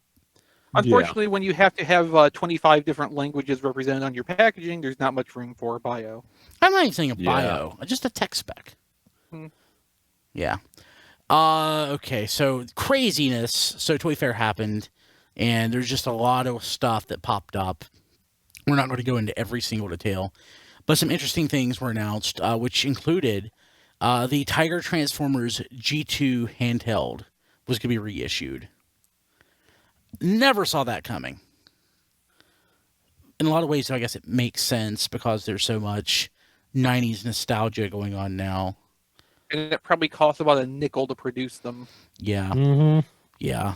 So, I don't know if it was recreated or if they had whatever assets, and maybe assets is the right word, assets around to re-engineer them. But I have it, and it's pretty convincing. I mean, I'm sure there is a schematic basically for the logic chip that runs it, and then it's just a matter of printing the LCD screen to be the right elements. So I don't even know if re-engineering would necessarily be correct. It's just, manufacturing them based on the original specs. Yeah. Yeah. Be interesting. Let's see here. Cyberverse Battle call line of voice-activated Transformers toys revealed. I don't even remember this. Did these come out? Yeah, they did. That's things like Wild Wheel and Meteor Fire. Like only the biggest toys had the sound interaction gimmick. I saw the toys. I had no idea that was the gimmick. No idea. We covered this. I completely forgot that was the gimmick. I need to pick some of those up. I never picked up I don't know that I picked up any of these. Yeah, probably not. Yeah, interesting. Yeah, I didn't realize that was the gimmick. Okay, so there's some Flame Toy stuff that was announced. Oh boy, that was another. This was another controversial one. Yeah, Yeah. that Windblade was Yeah, so was and continue to be a source of conversation. yeah, Yes. I'll make no excuse. I'll make no excuses for my opinions on the stuff like that. I don't think Transformers toys need to be sexualized. I just don't. I don't see the point in it. I know there are people, like somebody on Twitter a couple days ago said, "Okay, so I guess that means Nicey is the best RC that came out this year," and I'm like, I wouldn't say that. For one, it's not an RC. Yeah. So yeah, I mean, I wouldn't say that because I just genuinely don't understand it. I'm glad that you do. If you like it, great. But I think if something like that is released, it should stick in the third party realm. The problem with the Windblade is that it's licensed. It's official. Yep. Although considering we never saw that really past that concept stage, probably means while their stuff is implicitly licensed, probably not every single thing they show at a prototype stage has been entirely signed off on for like actual release as a retail product. Yeah. And Windblade might have gotten the Red X stamp when Hasbro was actually presented with it. I never really thought about this or cared much about it before until I had kids. I heard, parents say, I don't want my daughter to see this. I don't want my, son to see this. And it never really struck me. But earlier this year, I was in a comic shop with my then 8-year-old daughter. And I don't remember what character. It might have been Batgirl or something like that. Either way, it was a character she recognizes. And it was like a statue. And it was like a sexy statue. And she thought it was horrible. It's like, what is this? Why do you see your boobs? Why is it showing all this? And I had a hard time explaining it to her. Like, I would like to take her into a comic shop, but I don't necessarily want her to see a sexy Batgirl. If I had a son, I wouldn't want him to see a sexy Batgirl either. She knows Windblade. Windblade is one of like 5 Transformers she can name. She can name RC, Optimus, Windblade, Bumblebee, and Megatron, I think. She has come across Windblades before. It's like, oh, Windblade, awesome. I wouldn't want my daughter to see that. And, even before that, I just didn't like it because I think it's silly. Like, I think it's silly, but as a parent, I also think it's kind of gross. So something licensed, I still don't think should, be sexy, especially for like a robot. We don't need, sexy robots. You can have your unlicensed sexy robots. But that was a big controversial thing, mostly on Twitter. God, there was a like, and this was one of those things where, I guess comics gators and people from outside the fandom heard that there are people out there who have different opinions than them, and they don't want sexy robots, that they go look in the closet with the lights off, and they came out of the woodworks and started harassing people who had different opinions than them, and of course those people went away and it quieted down. But yeah, this was a big mess. Big mess. Hasbro Pulse delays Masterpiece Burning Convoy, Generation Selects Overbite, and Tentakill. A lot of stuff was delayed this year. Yeah. MP48 Live Convoy and hand images of Beast Wars' second masterpiece. Hey, that did come out this year. Yeah, photos look great. Bot Series 5 Gold Rush Games 5-pack found in Northern California Target. Remember Bots? Uh-huh. Yeah, those were nice. That was a great time. Toy Fair 2020 Hasbro brand presentation to be live streamed. That was a huge difference this year. So what we did for our Toy Fair coverage was we basically talked over their presentation. But of course, as hopefully most of you know, we do a live Toy Fair stream every year. I don't think I like diecast being there, whoever's there, like taking pictures and stuff. But it sure's a lot easier to just sit on your butt and have a live stream tell you what's going on. And they basically use that model all year. Yeah. Through Hasbro Pulse. They had to. Yeah, but not only did they have to, they expanded it greatly. It's like they did way more live streams this year than there are conventions for them to cover. Mm-hmm. They started doing like these Fan First Fridays, and they would you'd sometimes randomly learn about one on a Tuesday that we were going to have a stream on a Friday. And Yes, because the product samples that they wanted to show off actually came in that Monday, so they knew they could do it. yeah, so And Brian, I would technically count your one thing as a yes because you said HasCon. a PulseCon, yeah. We did have a PulseCon. But it's not what I meant. It's not what I meant. It's Yeah, not what I meant. it's not in the spirit of it. Yeah. I believe it would have been a convention if it was not for COVID. And I really don't think it would have. I don't think it would have, yeah. I would count it was a 2-day event. So It was pretty big. We'll get to it. But a lot of stuff. We learned about all these toys we've talked about, stuff that's come out this year. There's just so much excitement around things like Quintessons. Although one that I think is really worth noting specifically is the reveal of the War for Cybertron Netflix First Wave toys, which had pre-orders go up on Walmart basically immediately. And Diecast, how are you getting along with those Wave 1 Netflix Walmart pre-orders that you put in? still waiting for them. Okay. Now, Well, mind you, maybe someday. Netflix Wave 2 is already on shelves. Hmm. Yeah. Mm-hmm. Great. Toys are in trouble. But yeah, so there's so much in the way of toys were announced at Toy Fair. Just go to tfradio.net/709, and we have all the links there. I don't think we need to go into much more details as far as what that is. Well, then I guess that about wraps up February for us, doesn't it? Yeah, I mean, there were some rumors that popped up.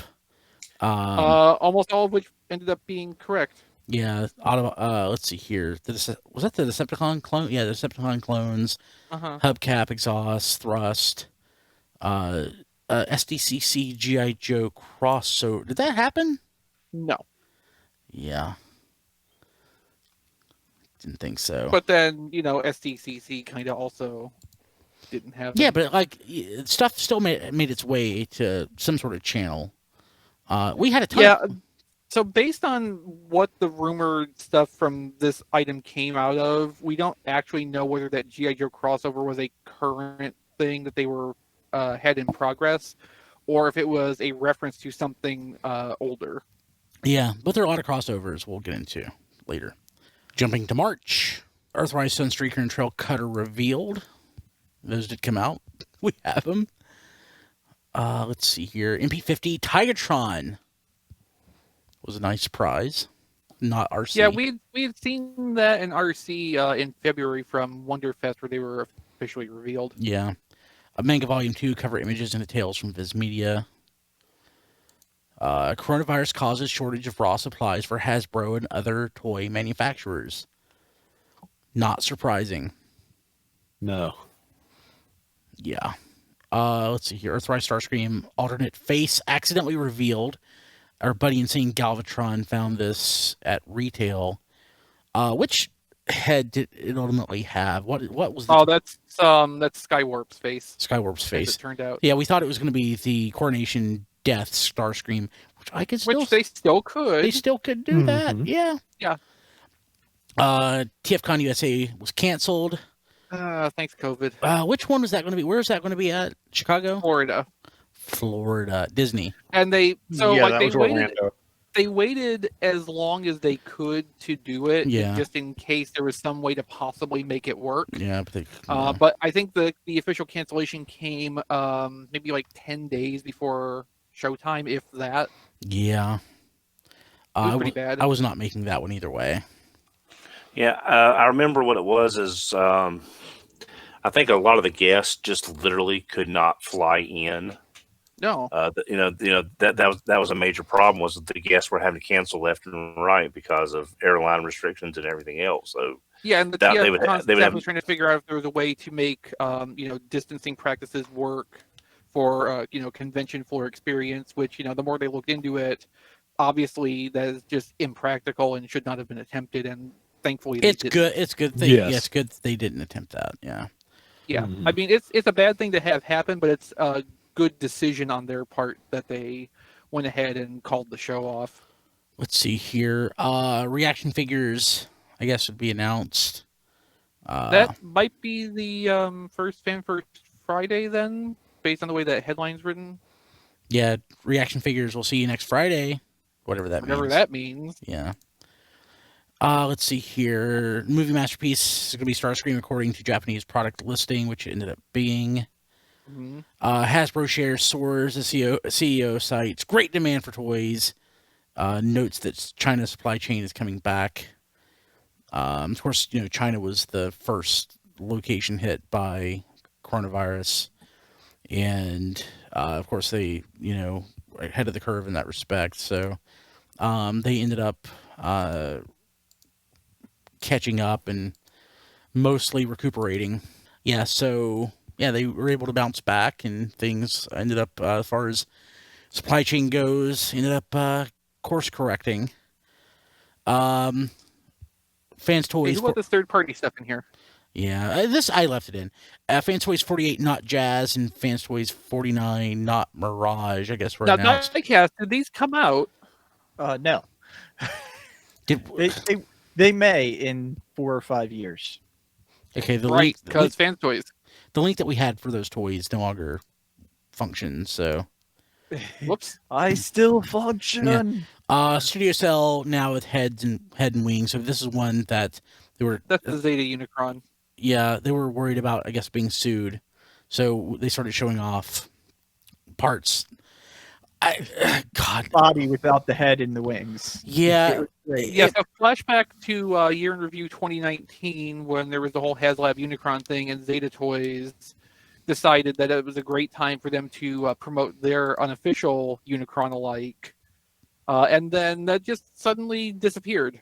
Yeah. And we think there was some pressure applied on them to, not do that.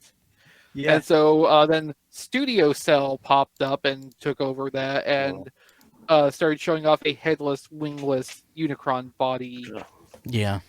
It was a whole weird situation. And was it sold in parts? It Diecast? was for some retailers, but a lot of retailers would ship you both parts.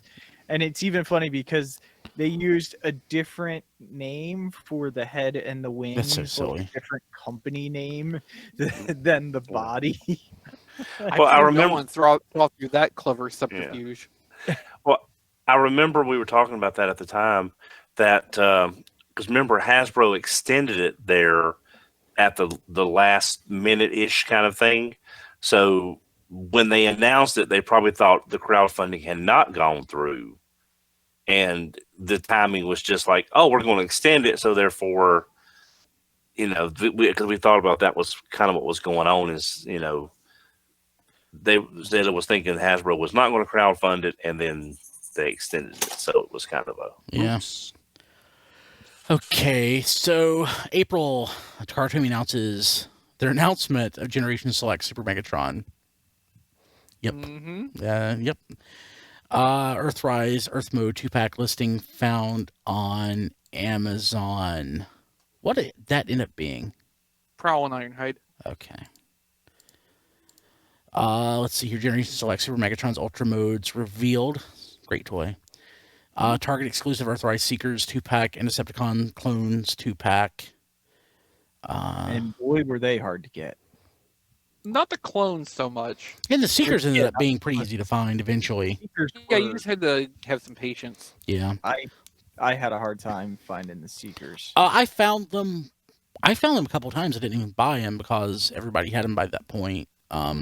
Later on, but the first And of time, course, I cracked the code to order them from the website Yeah. too. the So first time I got them, I ended up finding them. I did like store pickup in South Charlotte.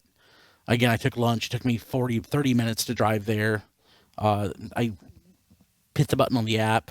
They brought it out to me in like 35 seconds, which is crazy. Yeah, and I drove home. It was pretty awesome. Mid-April, not later than Sea-Wing started shipping from Hasbro Pulse. I think it was the last two, Was it? possibly. Matt, what was the last two Seacons that came out before God Neptune and before Unicron? Unicron was Chad is here with us. Tentakill and Overbite were the last Okay, two. so then this was Wave 3 or Wave 2, excuse me. Yeah. That's Seacon. NPM Thank you, Starscream. Matt. Oh yeah, NPM Starscream was revealed in April. Rumored Hasbro Generation Selects for late summer, including hubcap, grease pit, and exhaust. Hey, all those happened. And they did happen. We learned in April that SDCC was canceled.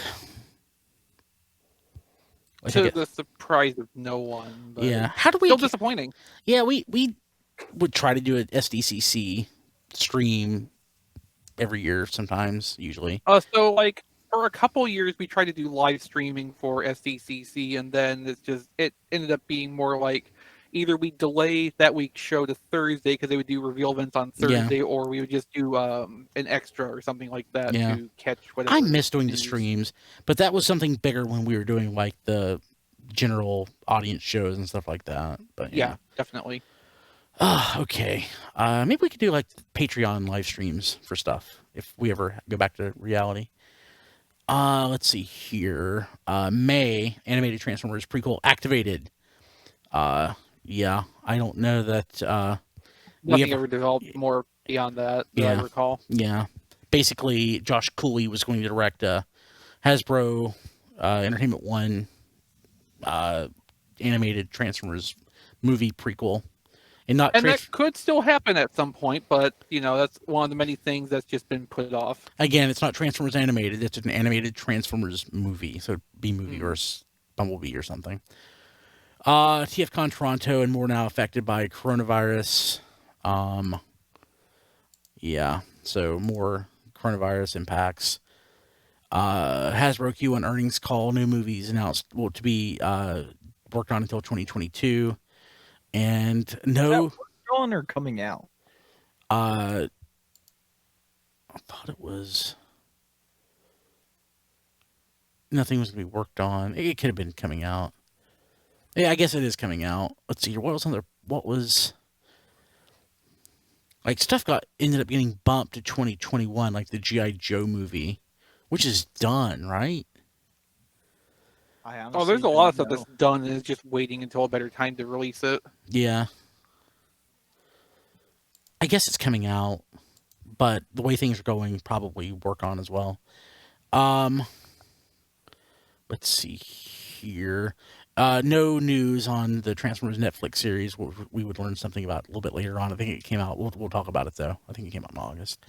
MP39 Plus spin out is we learned was coming out. It's Diaclone Sunstreaker, and I still need it. No one would buy those. It's beautiful. The Earth Mode 2-pack contents revealed, which we talked about that a second ago. Mm-hmm. That was Prowl and Ironhide. Yeah.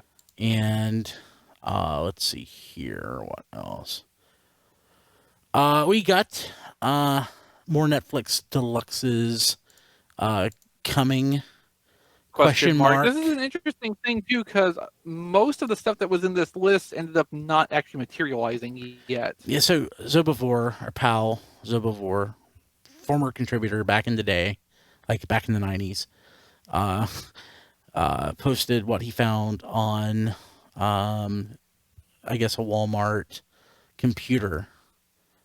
And it was stuff that a lot of stuff came out, but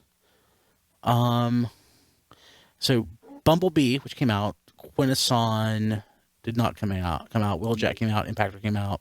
Deep Cover did not. Red Alert did. Barricade did not.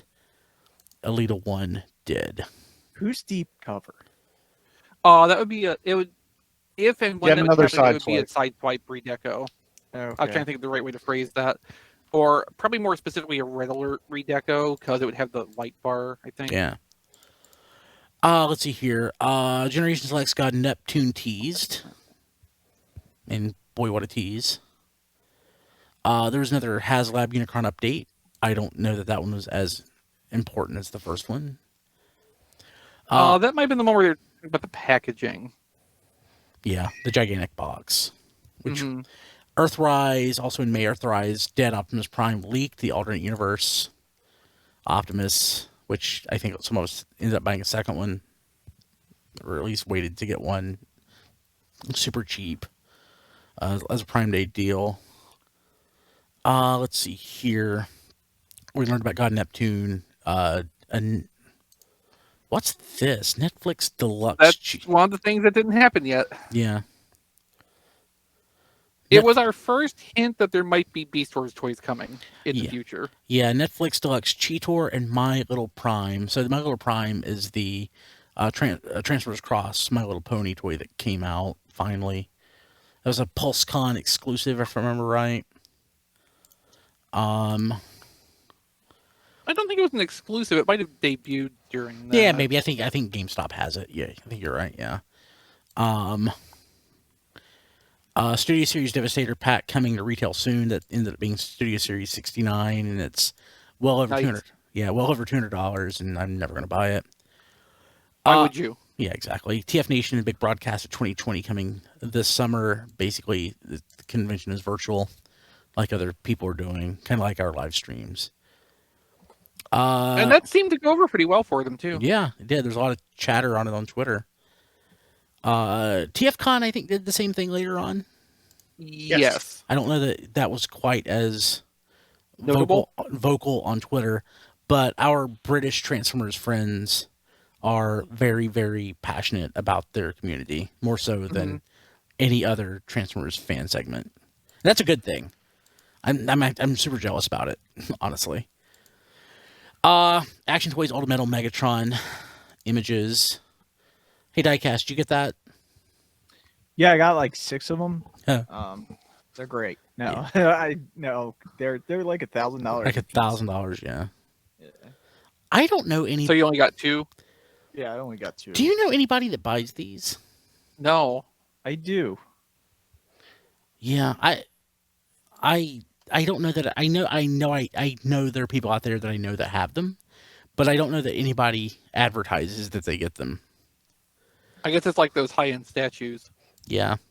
I don't know anyone that buys the statues. No, but somebody must buy them because they keep making them. Yeah. Yeah.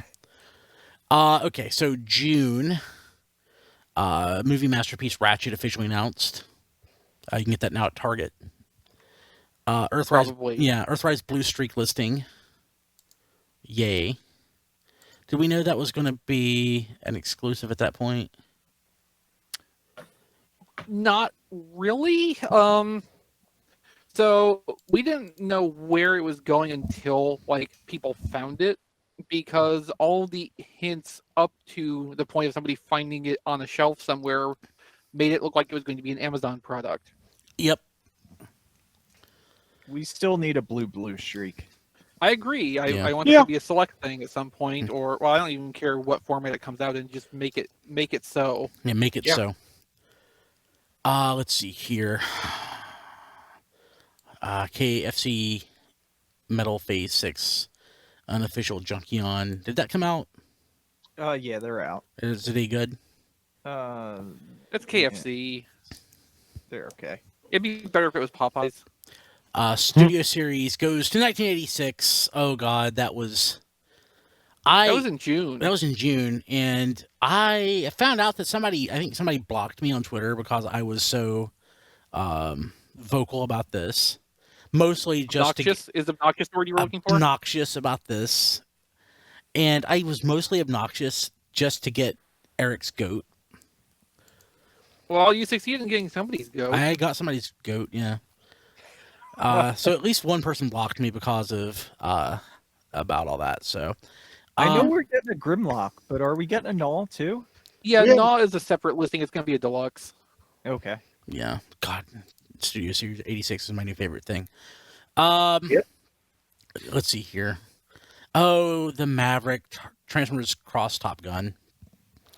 God, I think this was a Saturday when that news broke. I was on the road and looking at Twitter, and I hope Kim was driving. Kim was driving. Thank you. And I'm like, what the hell is all this? But we learned about the Maverick, which we didn't know the name at that point, Thrust, Soundwave, Cyclonus, and Hubcap, all in somebody's Now, apartment. Now, the Soundwave we're referring to specifically is what would become the Netflix Yeah. Soundwave, the Earth mode. Mhm. I just want to, make Yeah, that sorry, yeah. more But it was clear. just photos. I guess it was something somebody stole from a factory or something. Yeah, I would assume. Transformers Top Gun is the only Transformers like retail release figure. Well, that's not even a retail release figure, right? If you count Hasbro Pulse, but it's the only Transformers mainstream figure that I did not get this year. Are you counting Cyberverse? No, not Cyberverse. Just Generations style. Well, okay. Then it's not really so remarkable, then, is it? Because there's like 100 toys you didn't get this year, if you're not counting Cyberverse. Yeah. So, what else? Earthrise, Snapdragon, Megatron, Quintesson Judge, official images. Hey, remember Snapdragon came out this year? Yeah. Oh yeah, I'm happy he came out. He's not the best, but He's certainly better than Ape Face. he's a decent figure. Yeah. Yeah. No, it just struck me how like Snapdragon did not even register as a blip on our like best of lists Yeah. In other years, he might have. for Snapdragon. Yeah, I think Apeface took the sad trombone in 2019. probably. From at least some of us, yeah. Yeah. Yeah.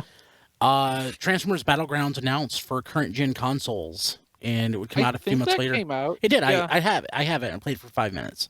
I'm I think sorry. it's about like $15 on Amazon now. If anybody wants to give it a shot. Yeah. Liferadio.net/Amazon. It's not my preferred Transformers or video game style or genre, but it's a Transformers game and it's cheap and I bought it.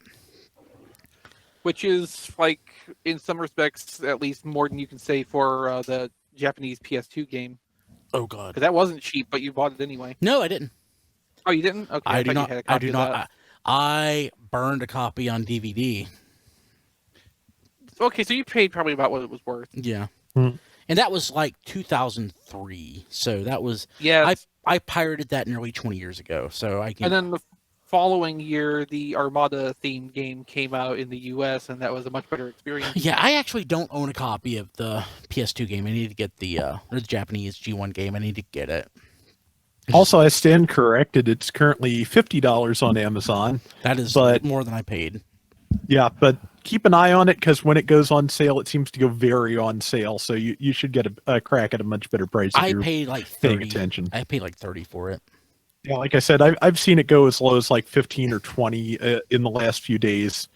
Keep an eye out on GameFly. You can probably get it for about that sometime soon. Yeah. Well, we don't have an affiliate link for that, though. Let's see here. Alternate Universe Sleep Mode Optimus Prime and package. Yep, that came out. Studio Series 65 Blitzwing. Yeah, That's- that came out. Wait, did it? Yeah, I have it. I don't like it, but I have it. Oh yeah, I you're, like Blitzwing. What's coming out next? What's coming out next year? Starscream. Starscream. Oh yeah, that's right. Yeah. Okay. Yeah, Yeah. the Starscream they're actually calling Starscream instead of the Starscream that was originally Starscream, and then they decided they didn't want Starscream in the movie, so they renamed it Blitzwing. Yeah. That Blitzwing, I ended up getting a second one, not intentionally. I donated it. I'm sorry. Let's see here. Siege is going to start July 30th. The It Netflix sure series. did. On Netflix. Yeah. Transformers Red toy line revealed. Sad Trombone. The Back to the Future crossover 35th anniversary. Something else that was controversial was that numbered edition of Oh, jeez. Gigawatt or Gigawatt, however you want to say it. That was going for hundreds, if not thousands of dollars. And Brian is going to check eBay right now. Did they even come out? Not yet. No! No, they haven't been released. That's great. They're going to be like my Wave 1 Netflix figures. Okay, I mean, I guess I should rephrase it.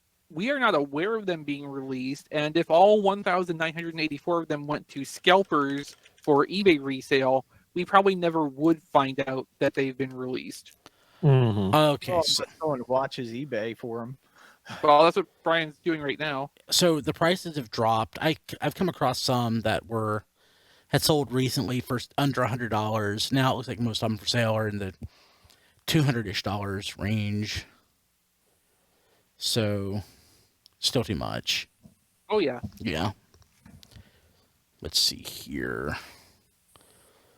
Generation Selects IDW Centurion. Yep.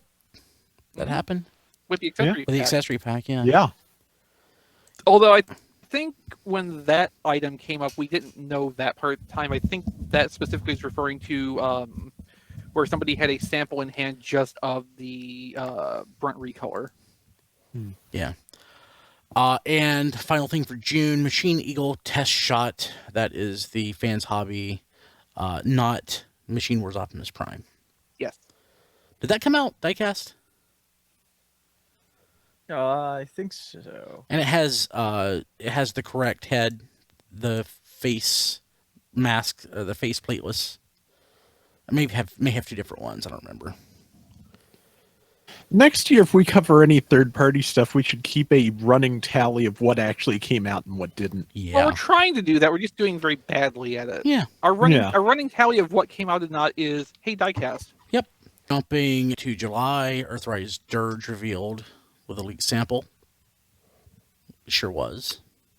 I mean, I will take its word for it because it's written there. I don't actually specifically remember that happening.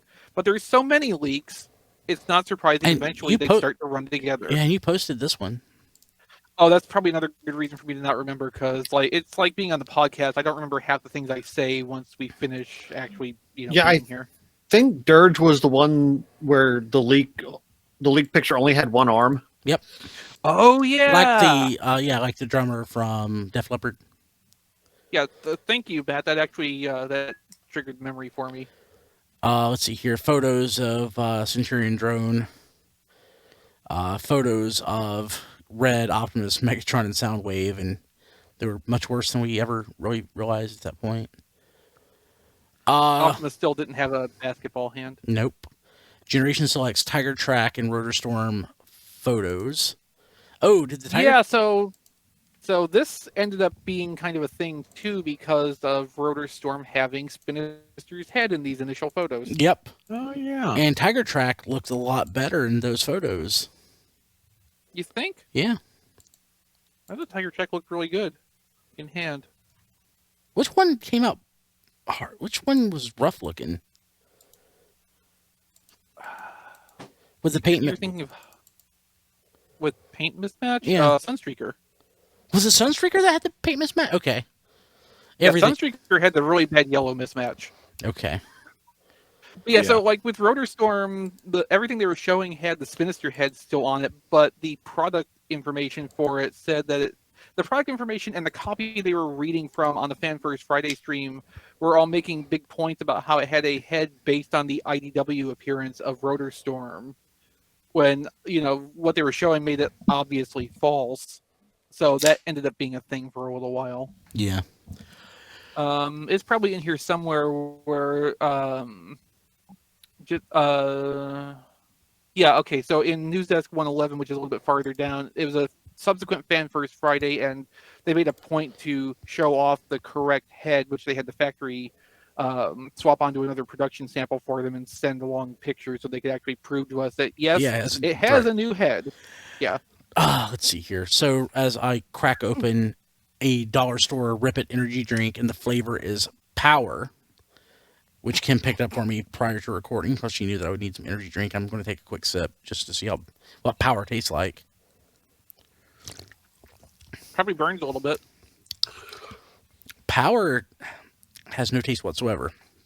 It's interesting. Okay, so photos. But can you feel the power? Not yet. No. Photos of the Dead Optimus Prime. I thought that had come out by this point. Another Fan First Friday happened. That's where we saw photos of a reissue Blaster, more Dead Optimus, the Centurion drone, the Red toys, Rotor Storm and Tiger Track. Let's see here. Again, Blaster is going to be reissued at Walmart. You can probably find one there now. Yep. Run and Buck photos. God, the paint that was out on that toy.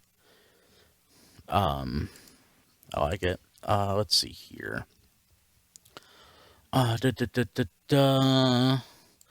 Movie Masterpiece Ratchet photos popped up. And I think a lot of people got excited for that toy.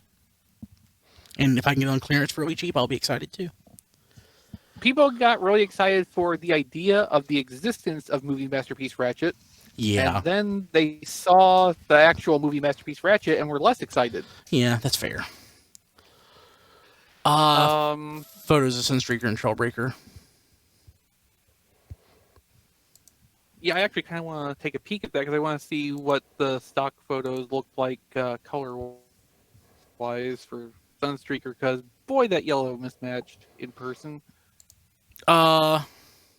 It looks better in their photos than it does in person. Yeah, that's what I was afraid of. Kind of misleading. Yeah. Let's see. Oh, that's extremely misleading, actually. Yeah.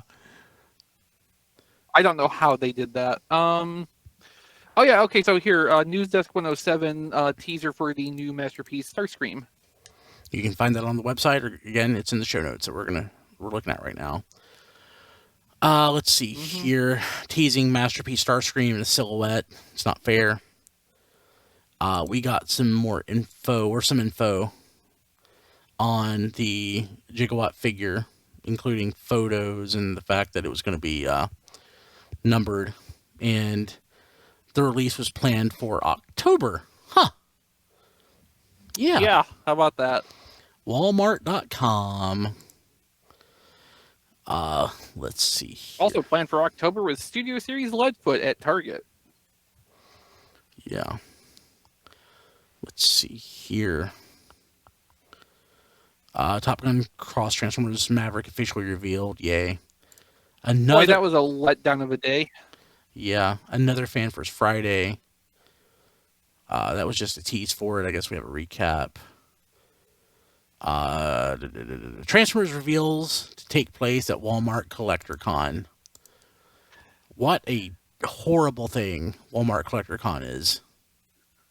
I mean, it was what was it, like just a PowerPoint deck or something like that? Well, there wasn't like a convention.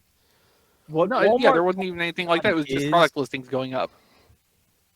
Yeah, what Walmart Collectors Con is for all the collectors to pre-order stuff that they want that Walmart will never ship you. And also ordering it blind with no pictures because or product names. Yes, it's again that's why I did this at the beginning of the episode with the biggest news of the year is all this stuff rolling out as store exclusives. And this was the start of that whole Yeah. the whole process, mess. yeah. And this was the first sign that it would be like this for the entire year. We would eventually get pictures. I guess that's something. And it was worse for some people too, because like they placed the pre-orders, and within a matter of days, if not hours, in some cases, the pre-orders were getting canceled out from under them for no reason. Yeah, Yeah, my literally, my pre-orders did not ship, and I was able to go on Walmart.com and wait for the item to go in stock, like Bumblebee. I ordered Bumblebee, and it got shipped to my house, and my original pre-order from July never shipped. You know, we should have had a category for the awards for worst exclusive partner. Walmart had to be the Network, worst. Oh, the network gap. Oh, well, you can't count that because that's a preview. But, yeah, Uh, networks do that. But, they're No, all- there was Walmart- some stuff that was the primary release mechanism for. nobody has a great Walmart experience. is the worst. Nobody gives you a great I don't- experience. Yeah. No, I'll be honest, Brian. I think I will put Target worse than Walmart because at least with the number of Walmarts, you've got a slightly better chance. I'll have more But if you- Targets than Walmarts. Yeah, but if you have a small Target like I do, I've got like the second smallest footprint that they have in my area. There's nothing between me and Greensboro at all. So at least with Walmart, you generally, again, I'm using generalizations, have a better chance of finding your Netflix stuff versus Earthrise Trust that might be at this Walmart. It may not. Yeah. You don't know. Yeah. Okay, so Studio Series 86 slag and more from Walmart listings. Mhm. There's just a lot of listings popped up at this time. Stuff. Yeah. Have to go into all of that. Oh, here we go. John moves from Transformers to Power Rangers. Yeah, and that came as how do we learn about that? Has LinkedIn changed or something? Yes. Yeah. So, and I don't know that we knew who had replaced John until No, we didn't. I was talking to him on that call last month when it was Lenny. I don't know that we knew that Lenny had taken John's place as the. Well, and as I understand it, Lenny and one of the other people who was already on the team are basically like co-leading the team now. Well, Lenny is doing the job for Transformers and G.I. Joe. Oh. But like I didn't know that he was replacing John until I was talking to him, and he and Ben were running point on the call. Mm-hmm. So yeah. I actually, again, he's newer to the role, so he's less. He's more open, I think. With not that John's not open, but John is also very practiced in talking to fans, so he doesn't give too much information. He's good at hinting without saying. Lenny is much more open and direct, which I like. But yeah, it's a different experience. I mean, the thing too, like John obviously really enjoyed being in what I would call like a performance role when interacting with the fans. Yes, Like yeah. you know, playing the part of doing the coy reveals. You know, he was probably playing that up a little bit more than was necessary. Oh, I agree. For Lenny's been around with the team for a long time. We probably all remember seeing him at BotCon 2015 and 2016, if not earlier than that even. So he's new to the specific job, but definitely not new to development on Hasbro's side. Oh yeah, yeah. Gosh, and did we meet Mark at this point? Meet Mark in respect to. I think he was on the Fan First Friday when they revealed Rotor Storm. Yeah, but Mark basically in that, and he's been on Transformers and he's been at Hasbro for a while, doing different stuff. But like he Just came, kind of not visible. yeah, he came to the fore though with that Fan First Friday, Mm-hmm. and people like loved him. And when I got a chance to speak He's a to him, personality. yeah, I asked him for his autograph, and that was fun. Let's see here. TCG, the Transformers collectible card game, comes to an end. Which Well, That's a shame. Yeah. it probably was another victim of COVID Yeah.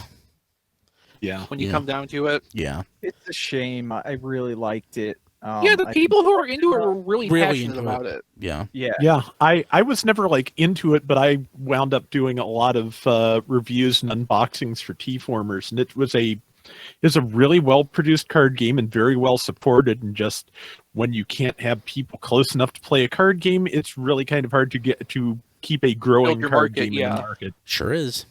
Though I will say this, going to the comic shop that I very infrequently go to, I see nearly as many people in there playing games now as I did pre-COVID. And they're not wearing masks either, but that's not Well, their funeral. yeah. Exclusive Quintesson Pit of Judgment box set revealed into sweet joyous screams and squeeing. Yeah, just You know, I've still never opened mine just because the packaging is too nice of a design Me to too. disturb. me too. And when the pre-order went back up, I pre-ordered it again, but then I canceled it because, damn it, I've spent too much money on toys this year. Fair enough. Yeah, but yeah, it's beautiful. RFC News Desk 111, the second Fan First Friday recap. A lot of stuff here. Autobot Alliance, Ironhide and Prowl revealed. Yeah, Again. so like a lot of what this Fan First Friday content was just like the official acknowledgement Yeah. of a lot of stuff that we had realized, gotten leaked, or put together prior to this point. So yeah, the Ironhide and Prowl official reveal happened. That might have actually been okay, so that was almost the first we'd seen of those toys. Several hours before the stream started, somebody dug them out of the database of some store somewhere Yeah. and posted them. So the same thing with the Seeker Elite Ramjet and Dirge 2-pack, which was another Amazon exclusive this year. Same deal with digging up the photos hours ahead of time. And then the bulk of this was the second wave of Netflix War for Cybertron products. So the second leader unboxing pack, which somebody added an UGG to after the bullet point here, which I completely agree with. We really need to, at some point in this, talk about the Wave 1 unboxing pack and how that went down in practice. But so there's that, which, spoilers, is Nemesis Prime. And spoilers is Voyager- not barely a spoiler. Yeah, Voyager's Optimus Prime and Soundwave, Deluxe's Impactor, Red Alert, Wheeljack, Alita, and Bumblebee. And then, as an aside to that, we had a photo of a production sample badge posted by the Takara Tomy team very shortly after the stream ended. Yeah, you want to talk about the unboxing toy? Like the Netflix toys arrived in stores in April. Yeah, Yeah, that's about right. yeah, So, like the big feature thing when they revealed that first wave was we've got a leader class toy and it's in blind packaging and it's a spoiler for the Netflix Siege show. So we want to make sure, everybody should be surprised on this. So, don't talk about what's in this. Like that was going to happen. It was a very fun pub BotCon move to yeah. say don't spoil the toy you just bought. But that part aside, so the Netflix leader class is $60. It's $10 over the regular leader class price point. It comes with some Play-Doh and some Energon cubes and a Battle Master Mm-hmm. for your extra so-called value. So on Walmart store shelves, there's just this gray box with printing on it, but it doesn't tell you anything about what is inside of it. No character name, no character art, nothing, no window. So they sat there. And then people started tearing them open to see what was inside of them. The one that I have that I picked up for Triplet was the last one that my Walmart had, and somebody had cracked it open. It's perfectly intact, but they cracked it open. I still haven't seen Triplet since last year to give him anything that I have. So, Oops. yeah, But yeah, so within a matter of a few weeks, literally just a few weeks, they started getting clearance. yeah, Down from $60 to $35. $30s, yeah, about $35. And the ones that had been broken open and resealed by the store, I saw as low as $20. yeah. And this was just Siege Ultra Magnus in a dirtier deco than it started out in. So, like, it's super disappointing for what it is, on top of being a really stupid presentation style. Now, where this goes in relation to Wave 2. So apparently, we don't have any official word on this, but we can kind of put the pieces together. Walmart forced Hasbro to buy back the undistributed stock of these Wave 1 Netflix Ultra Magnuses because places like Entertainment Earth and Big Bad Toy Store started offering the Wave 1 Siege spoiler toys at discounted prices in general. And then when they did the reveal for Wave 2, this second unboxing pack, I think Hasbro Pulse maintained the quote-unquote secrecy, but it was not exclusive to Walmart anymore, hence it being on Pulse, and other online retailers were offering it, and there was stock photos available to them of the contents of it, which they plastered, front and center because nobody is interested in the spoiler style packaging. I believe when this went up on Walmart's website too, they had stock photos with the contents shown. And I'm almost done, Don. So basically, it was too late in the process to not make this a stupid blind box $60 spoiler pack toy. If there's a third wave of this, we'll probably get a leader. I think it's not going to be in this style of packaging by then, though, because they'll be able to fix that. Yeah. Yeah, and when your figure shows in the span of a year, if it shows up at Walmart at full retail, clearance within a few weeks, and then shows up at Ollie's for $25 for $25, there might be a lesson there to not blind box your $60 figure. Call me crazy, but a $2 blind box figure at the register versus a $60 blind box figure on the shelf, maybe that's not going to work. And the thing is, yes, one from a general retail perspective, which general retail it's the sizable biggest chunk of their business, not collectors, just general people. But even among collectors, if the spoiler sucks, nobody wants it. And the spoiler for Ultra Magnus sucks. I mean, Nemesis Prime, you can say what you will, but people like getting Nemesis Primes, so at least the toy is more desirable. But as far as a spoiler goes, it's slightly more spoilery than Ultra Magnus, but it still sucks. I think they could have got away with a deluxe spoiler pack. Yeah, I agree. Where one of the assortment of, I think, 5 figures from Wave 1, probably the Decepticon Mirage, make that one be the spoiler pack one that you can't see what's up with it. And as far as packaging goes, just do an opaque window. Yeah. You don't even need new packaging. Just, make the window opaque and you're done. And, that and don't put the product photos on the back of it. But, I mean, you don't. But to your point, you don't have to design a die to cut the box a different way. You can just substitute the materials. But $20, I think they could have got away with. Nobody was going to jump on a $60 blind package toy with literally no way to know what's inside at the store without just tearing it open. Yep. Okay. Let's see here. That's our top pick for worst decision of the year. Yeah, there you go. Let's see here. Studio Series Leadfoot coming exclusively to Target. You don't say. I know, right? Yeah. Let's see here. Runabout listing found in Target system. Rumored to be another exclusive. Yeah, that panned out too. Yep. Cyberverse box sets headed to Target. More of them. We've already had a couple at this point. Yeah. This is the Repugnus set. God, I thought the Repugnus set hit earlier than that. The Repugnus set and the Seeker. flip changery Seekers. Yeah. Let's see here. Transformers Chapter 1 Siege debuts on Netflix. Sad trombone. There are people who like it. I've seen their comments on Facebook. Yep, but it's really not for me. Yeah. We had a whole episode about that. Yeah. Big item that happened, Transformers nab, Transformers capture, Transformers counterfeiters. This was Weijing, right? Weijing. I believe. Yeah. And basically clued us in onto some of their practices and how they actually counterfeited toys. And it was a lot different than I was expecting. I was expecting, they had stolen or utilized existing molds and stuff, but they actually reverse engineered. I guess some of the stuff had to be reverse engineered, but everything seemed to be reverse engineered. So, and somebody became very rich, supplying CAD models based on the toys they were collecting. That's going to be a pretty awesome gig, isn't it? You collect toys, so you basically make CAD models based on the toys that you bought, and you make $15 million or whatever it is. Nice work if you can get it Yeah. and Yeah. not get caught.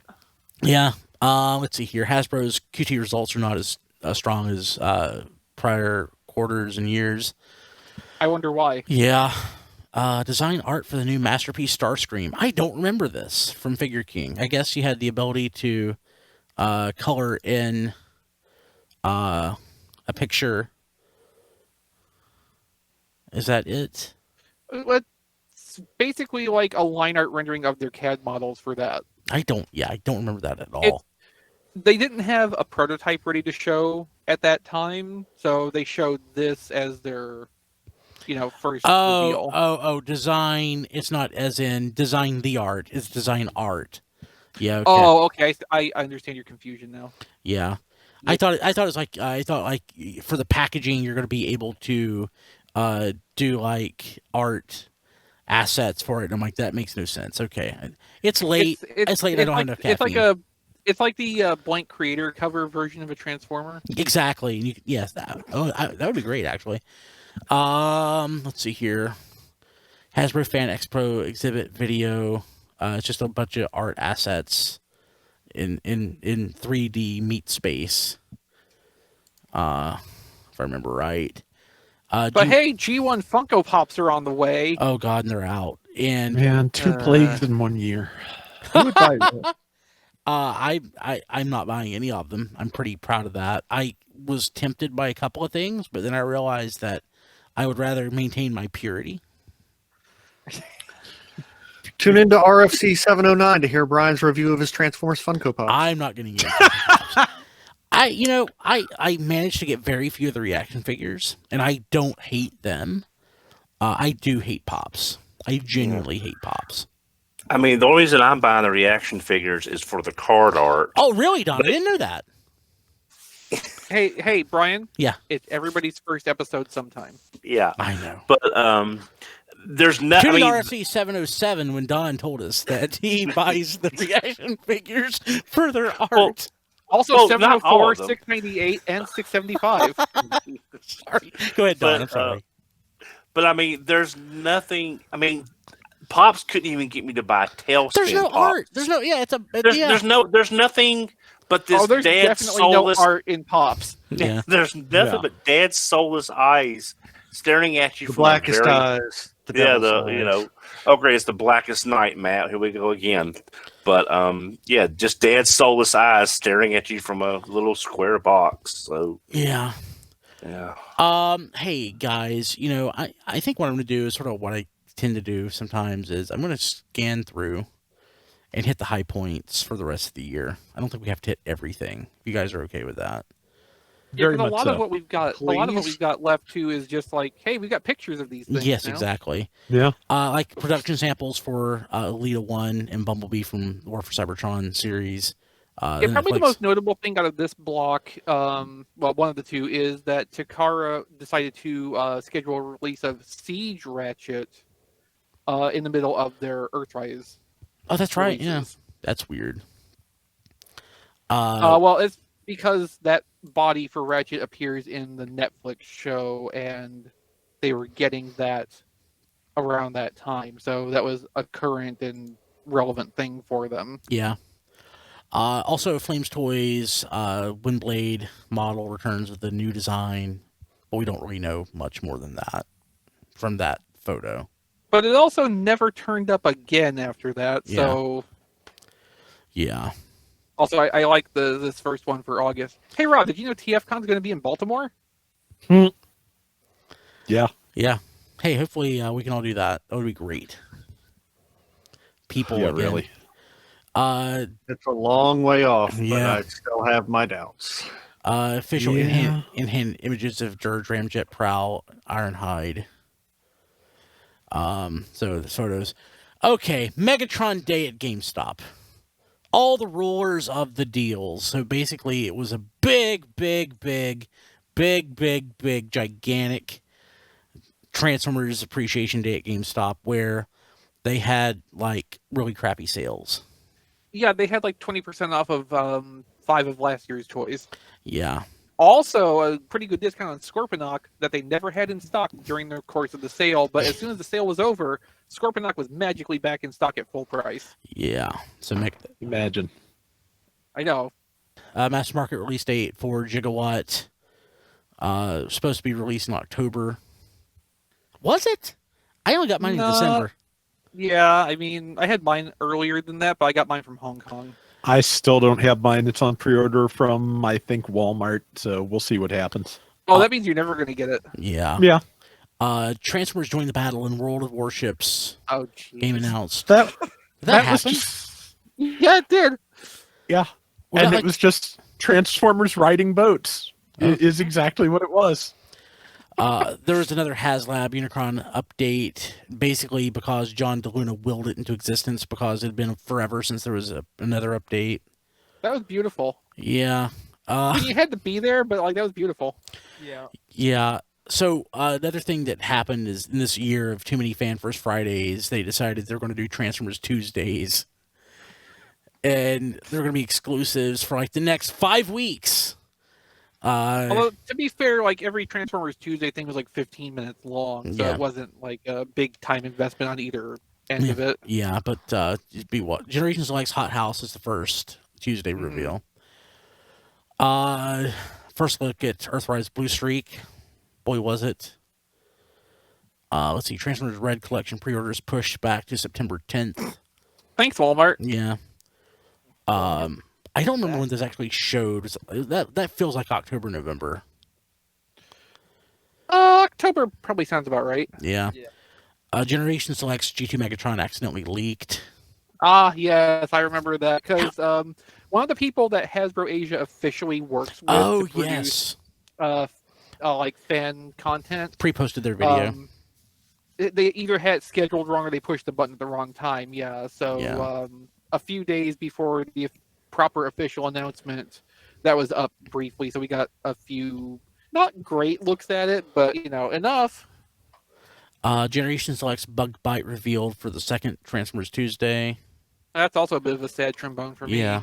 That shipped pretty quick though, didn't it? I feel like I got that really early on after moving into my new house. Yeah, Bug Bite was one of the earlier ones that shipped out. Hot House was just a few weeks after the reveal, if I remember right. But Yeah. Bug Bite we were kind of let down by because obviously we were expecting a Volkswagen Bumblebee redeco, and it was just the Cliffjumper body with a Bumblebee head Yeah. in white. First official look at Studio Series 69 Devastator, Big Whoop, Battleground, this gameplay previews and box art. That's when we learned it was like a RTS of sorts. Earthrise Megatron sighted at a Washington Target. Buddy Vice-Grip X found it. Leaked Kingdom, Studio Series, Masterpiece, items. There's Which a lot I think we collected all in our Emergency Kingdom leak cast. Oh, yeah, so that popped up. RC Extra 49. Yeah. Was that our second leak cast or third? Well, it was our first in a while. Yeah. Basically most of everything that we were going to know about Kingdom for a while hit. And was the source Walmart or was it a different source? Walmart leaks all of Kingdom and Mysterious Headmasters assortment, so I'm going to assume that was Walmart. Yeah, I can't remember. But yeah, so the also the Headmasters re-releases in the G1 style packaging. Although we didn't quite know that at the time because there was no pictures. We just had listings for the Headmasters. And that still hasn't happened. No, not yet. Kingdom class or Kingdom Core class Rat Trap unofficially revealed. Yeah. Was that somebody's apartment too? No, that was one of the YouTube people in Vietnam or South Korea. Oh yeah. Let's see here. Black Arachnia, Cheetor, and Warpath. That was in leaked. someone's apartment. Yeah. Generation Select Sandstorm. I and hate that I remember this so clearly. Yeah, G2 Select Sandstorm and Megatron G2s both officially revealed. Yeah, so that was interesting too because that happened from the US's perspective late in the evening, and the first reveal was from a website I believe in Singapore. Did we know about Sandstorm at that point? So Sandstorm had leaked either earlier that day or the day before via 4chan, and it was really bad picture of someone's screen. Yeah. So we don't know where that was actually sourced from, but that happened. And, all leading up to the official reveal, everybody was like, okay, is that actually legit, or did they make it look like this to disguise a bad Photoshop? Yeah. Let's see here. Generation Select's Black Rorichi was announced for Transformers Tuesday Part 3. See, the thing with Transformers Tuesday that the majority of the stuff was the contents of the rumor list from earlier in the year. So, like, the official acknowledgement of the stuff was good, but at the same time, there weren't any surprises for a big stretch of this. Yeah. Prototype images of Masterpiece Starscream. And this is the one that we were looking, I guess, at the side, the backpack, or the lack of the backpack, and trying to figure out how they did the folding of the wings and everything. Yeah, possibly. I think this first prototype was just a robot mode model. But yeah, like, there was enough of it here to kind of wonder, like, what are these hinges for? Yeah. And the answer ended up being really stupid. Yeah. September, we learned that Toy Fair was postponed. It's going to happen in October of 2021. But the good thing is, by October 2021, things should be as back to normal as it's going to be for a while. So it turned out, timing-wise, that's probably a pretty good time to reschedule something like that. So, Hasbro PulseCon announced for September 25th and 26th at the end of the month, and I do remember dedicating quite a bit of time to sit down and watch that. So PulseCon is what they use to mostly make up for San Diego Comic-Con being postponed or canceled, however you want to look at it, but also a little bit to take up for New York Comic-Con, which was in the same boat. Yeah. Generation Selects Diaclone Sunstreaker 2-pack plus Red Wing reissued for Transformers Tuesday Part 4. I forgot about the Red Wing. Where did Red Wing wind up? Was it back at Target, or was it Entertainment Earth, I believe. Huh. I think it might have been available to whoever wanted to carry it at that point. Yeah, Entertainment Earth. Yeah. Did they ever get that in stock? I don't think they did yet. Okay. You don't need a red card for that one. I didn't need a red card for Don. the one I got, but that's because I ordered it the first couple hours it was up before they had that restriction. Yeah. We got spoiled on the Netflix spoiler pack. Nemesis Prime. Yeah, there we go. Ratchet and Lifeline revealed. Yeah, the first Galactic Odyssey collection set, which we didn't know was a thing before that afternoon. Yeah. Mm-hmm. I like the headline here. Who's that Generation Selects Pokemon? Which one of us wrote that? I don't know, but that had to be you. It's Volcanicus, right? Okay, then that would have been me because I was doing the Volcanicus stuff. I pre-ordered that, then I canceled the pre-order. Again, too much stuff in this year, so that's not different enough. No, yeah, it's really not. Yeah. Alleged first look at rumored Titan class arc, and that ended up being pretty accurate. Well, we think, yeah. Yeah, well, yeah, based on everything. Still don't know that I want a Titan class arc, but I'm getting a Titan class arc, so. So next up, we had the first look at the packaging for what would end up being essentially just a Generation Selects reissue of Transformers Prime toys for the 10th anniversary. Yeah. And there was a lot of debate going on at this point over what that was actually going to be, because all we had was the sealed box photo. Mm-hmm. And, like, in one way, I'm glad of what we got, which was reissues of hard-to-get Transformers Prime toys. But I'm also a little disappointed because what part of the speculation was like, okay, so probably they're going to take current generation's toys and redeco, maybe, like, put new heads on them to be these other things. And, like, I kind of got attached to the idea of Siege Hound as Breakdown. I kind of wish that would have happened. Yeah. Oh man, Transformers Tuesday Part 5. This was the one. So, ironically, this was one of only 2 surprises, and most people were disappointed by it. Shattered Glass 2-pack.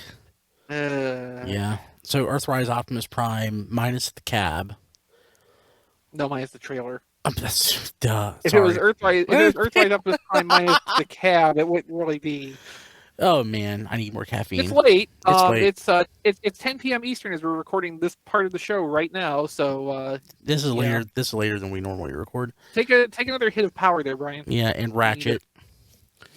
And the sad thing is, you know, a lot of people were disappointed by this, and a friend of the show who was the guy who pretty much created Shattered Glass, he kind of took it personally, and I totally get it. I was pretty vocal that I wasn't happy about it. The way I tried to explain it to Ben, who was the one who did that first story for Fun Pub, was that, God, how did I try to break it to Ben? I think I sugarcoated it. But the general idea is I just don't really care for the concept of Shattered Glass. I know a lot of people do, but it's like it's not something I need in Transformers. It was a nifty little idea for like a story in the Fun Pub magazine or whatever, but it's not anything I personally need a subline of. Yeah. I would say the problem more is just that Fun Pub kind of wore out the idea. Yeah. Mhm. Yeah, we liked the mirror universe in Star Trek until it had to start showing up once every season. Yeah. We liked the mirror universe like the first 3 times it was used. Yeah. And there's so much opportunity in Transformers for, like, you know, other uses of these molds that we would like to see.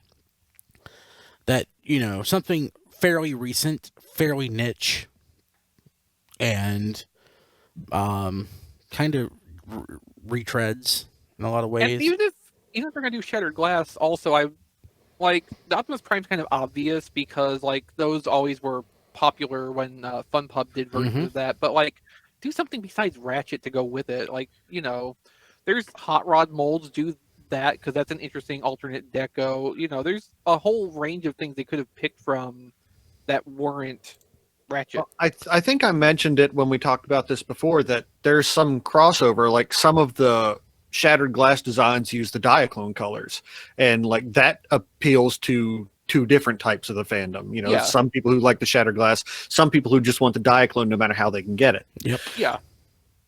I have a BotCon Shattered Glass tracks because it's Road Rage. It's Road Rage, yeah. For As instance. do I. Yeah.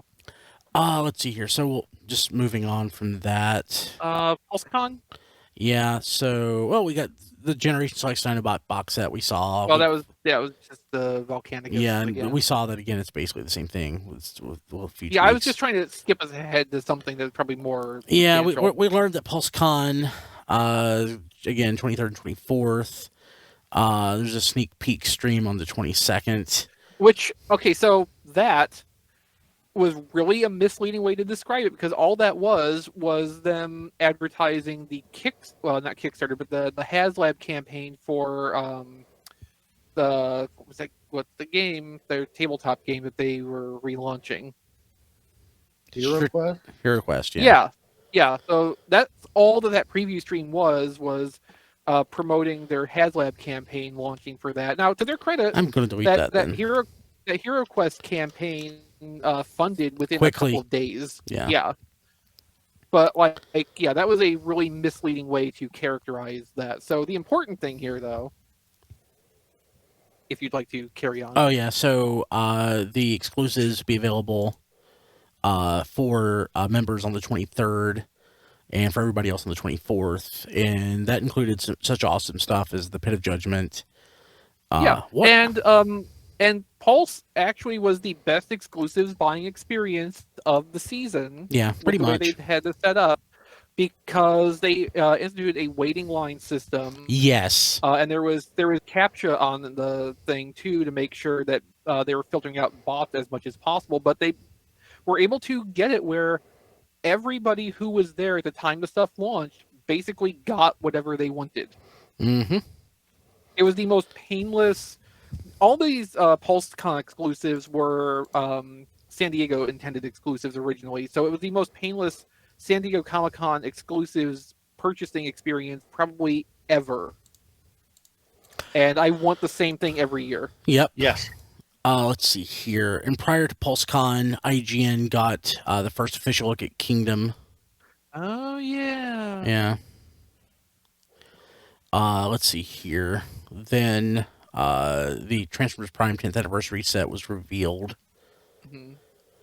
Then we had more leaks, including Studio Series 86 Hot Rod Cup and Scourge. Mhm.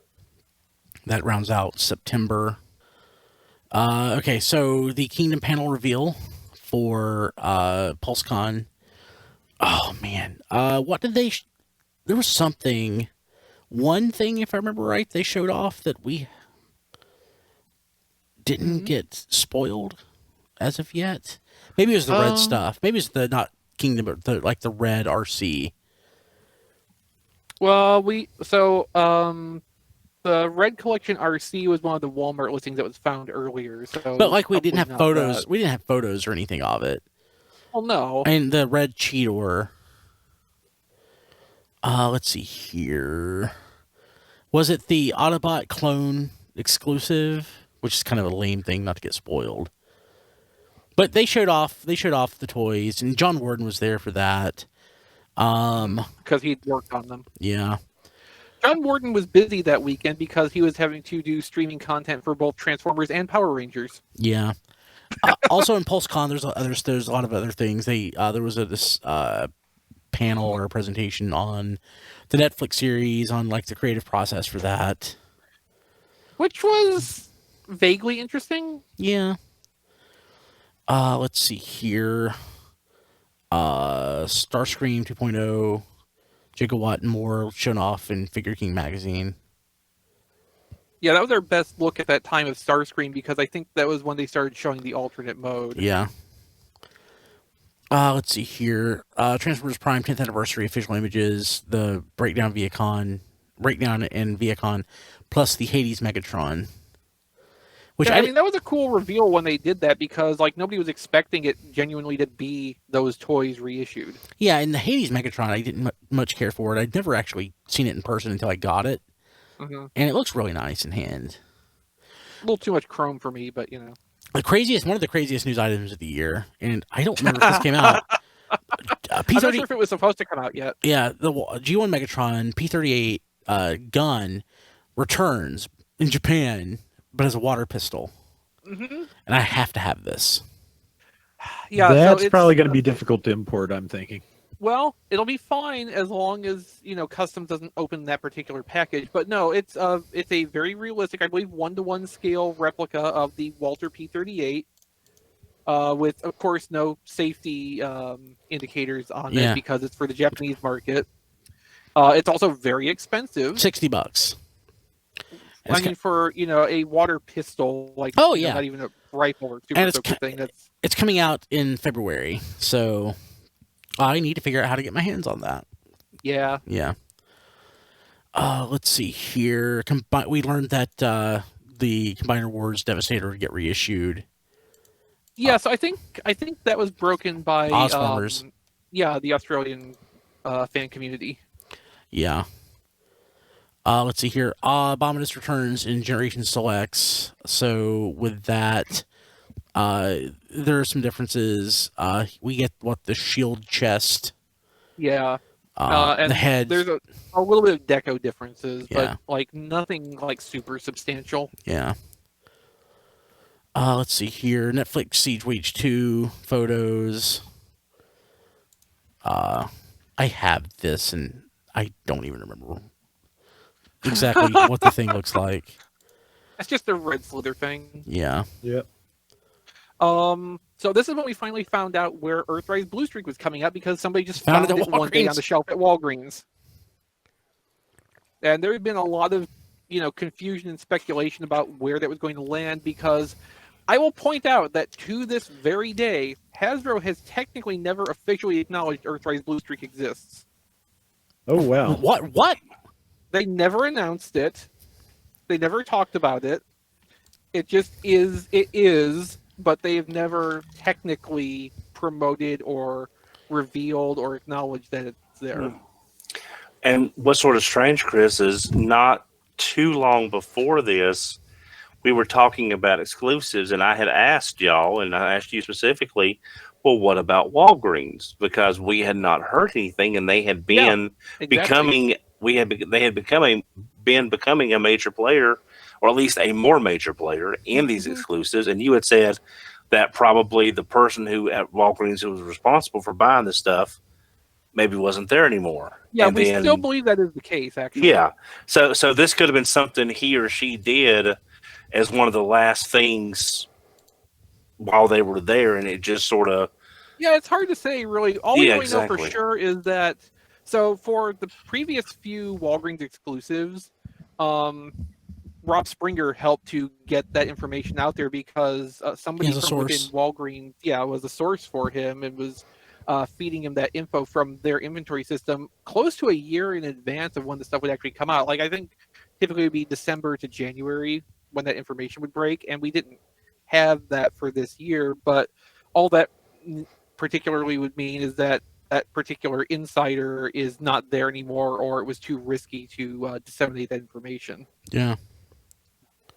But yeah, it was definitely a surprise because we didn't have any of the typical clues to know to expect Walgreens Transformers exclusive this year, whatever. Studio Series 86 first looks Grimlock, Jazz, and Blur. Um, did we see Jazz before and Blur, or is this really our first looks at these? Yeah, no, yeah, because the previous first looks were leaks, but it was just Hot Rod, Scourge, and Cup. Yeah, these are the ones that were the not the department, I guess, in China where they are documenting. Oh yeah, The safeties. it's a Korean consumer product safety office. Yeah, the photos are very small, but Yeah, because it's just a record that they did go through that process there, and that's just the documentation. yeah. Also revealed during PulseCon, I think it was PulseCon, it might have been a Fan First Friday, the Headmaster exclusives. We got official photos of those. And it's really slick packaging, even though some people don't care for it, but I do. And Well, yeah, Rob could go on, for some detail here on what's wrong with them, but we also did that in an episode of RFC, so go look at the archives. No, that probably was with a Fan First Friday, since we have News Desk 121 as a recap of that. Yeah. Galactic Odyssey, Set 4, Barricade, and Punch Counter Punch. Yeah, so earlier in the month we had seen, or that might have been in September, we saw a leak of a Barricade made off of the Earthrise Dotson mold, with no clear indication of what that was. The person who had the sample in hand was showing a Takara-style Selects box in the background, which I guess was an intentional mislead, but a lot of us thought that was going to be a Takara product in particular, but actually it's coming through Amazon sometime in the next couple of months. Sweet. With a re-release of Power of the Primes-ish Counterpunch. I'll take it. Yeah. Let's see here. November, Masterpiece Starscream version 2, Details and More in Figure King magazine. Is this where we found out the price? I can't remember for sure. This might have had a partial transformation demonstration, and that's why it was notable. Oh, yeah, it does. Oh, God, And I forgot the legs and the wings and... Yeah, it's really ridiculous. Oh, crap. Why am I buying this? You shouldn't be, but that's a completely different discussion. We also had leaks of Kingdom Wave 2 Deluxe Ractonite and the RC repack. Yeah. So that preceded the Safety Korea update for Kingdom Wave 2, but that would follow pretty soon afterward. Yeah. I like the title of the next one though. Not sure why, but Golden Lagoon stuff hits Hasbro Pulse. I love the way we title some stuff in our show notes sometimes. Yeah, and and they were up and they're gone. Sold. Yeah, pre-sold out really fast. So like they just had some small quantity of them available. Yeah. Whatever were found in a warehouse somewhere that day. Yeah. And the weird thing is, the Saturday after we talked about this, I was off that day, and I went through all the existing websites, and I posted links on Twitter that places that still had it in stock From cheaper the original. from the original release that was still in stock, cheaper than what either equal to, and in stock were cheaper than what they were showing online for this sudden Hmm. reappearance, and it was amazing on how much you could save, Yeah, and it was still in stock. it's crazy. Now for News Desk 122, we had the official reveal of That Studio Starscream. Series Bumblebee movie Starscream, which is not to be confused with Bumblebee movie Blitzwing, who was Starscream but then wasn't when they decided Crazy. to do some late rewrites to the movie. No, this is Starscream as Starscream appears in the Cybertron prologue scene, who is I think they are still technically considering this like a Tetrajet design, even though there's nothing Tetra or Jet about this.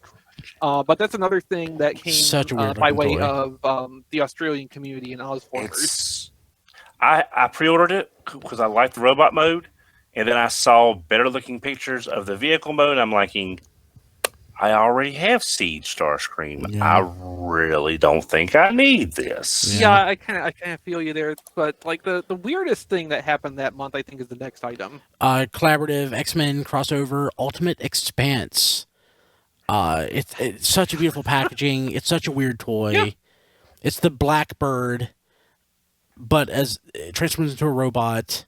It's With loosely based on the engineering of Studio Series Jetfire. yeah, it has the Cyclops visor in robot mode. The box is the most '90s thing you've ever seen. I love it. I can't help myself. I just think it's gorgeous. It comes with a Sabretooth and Wolverine and some effects parts. And it's what it was like $60, $65. $65. Yeah. Not paying that for that. I did Yeah. gladly. Yeah. Well, I got lucky a few, actually about 2 or 3 weeks after it went up for order, they ran one at buy one, get one half off. And it and the second Oh, Ectotron yeah. was in stock pre-order. So I went ahead and canceled my original pre-orders. So I got the X-Men one, and then I got the Right. the second Yeah. version, Afterlife Ectotron, for half off. So I figured Yeah. I can live with that. Yeah, and we didn't put, I don't think You we can live with that. because I can live with it. The Ectotron was up for pre-order, and it's basically just a redecoed Ectotron that came out before. That kind Yeah. of It has dusty. a modified head, but otherwise it's just the aged Ecto One from But Afterlife. what I wasn't expecting though, it hit retail, and Oh yeah, it's carded. yeah. They didn't clearly show the packaging No, yeah. during the stream, but they showed enough that you could see that it was some kind of a blister card style thing instead of the retro style Yeah. box like the original It's release. weird looking, and it's a $60 toy. A $60 figure on a blister. Yeah, I mean, that's not unprecedented. It comes with a comic book. That's why it's not a blister. yeah.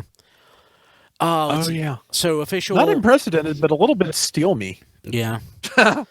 Official reveals. I mean, it's sort of like when they did for. Sorry. No, go ahead. Oh no, it's like when they blister carded the Sentinel for San Diego or Galactus, whichever one it was that was on a gigantic Galactus. blister card. It was Yeah. for San Diego. Yeah. Galactus. It was like Yeah, it's a little bit different. This is more like oversized bootleg territory, but yeah, we found some interesting stuff through data mining in Walmart's site and/or app. So Transformers Red items, including Redeco Megatron, because we certainly need another copy of that wonderful figure. A Red Collection Beast Wars Optimus Primal, which could be interesting. And then some more Netflix stuff. So implicitly a wave 3 of Netflix. So Battlefield, which is the code word in the system for the Netflix stuff. Voyager Optimus Primal.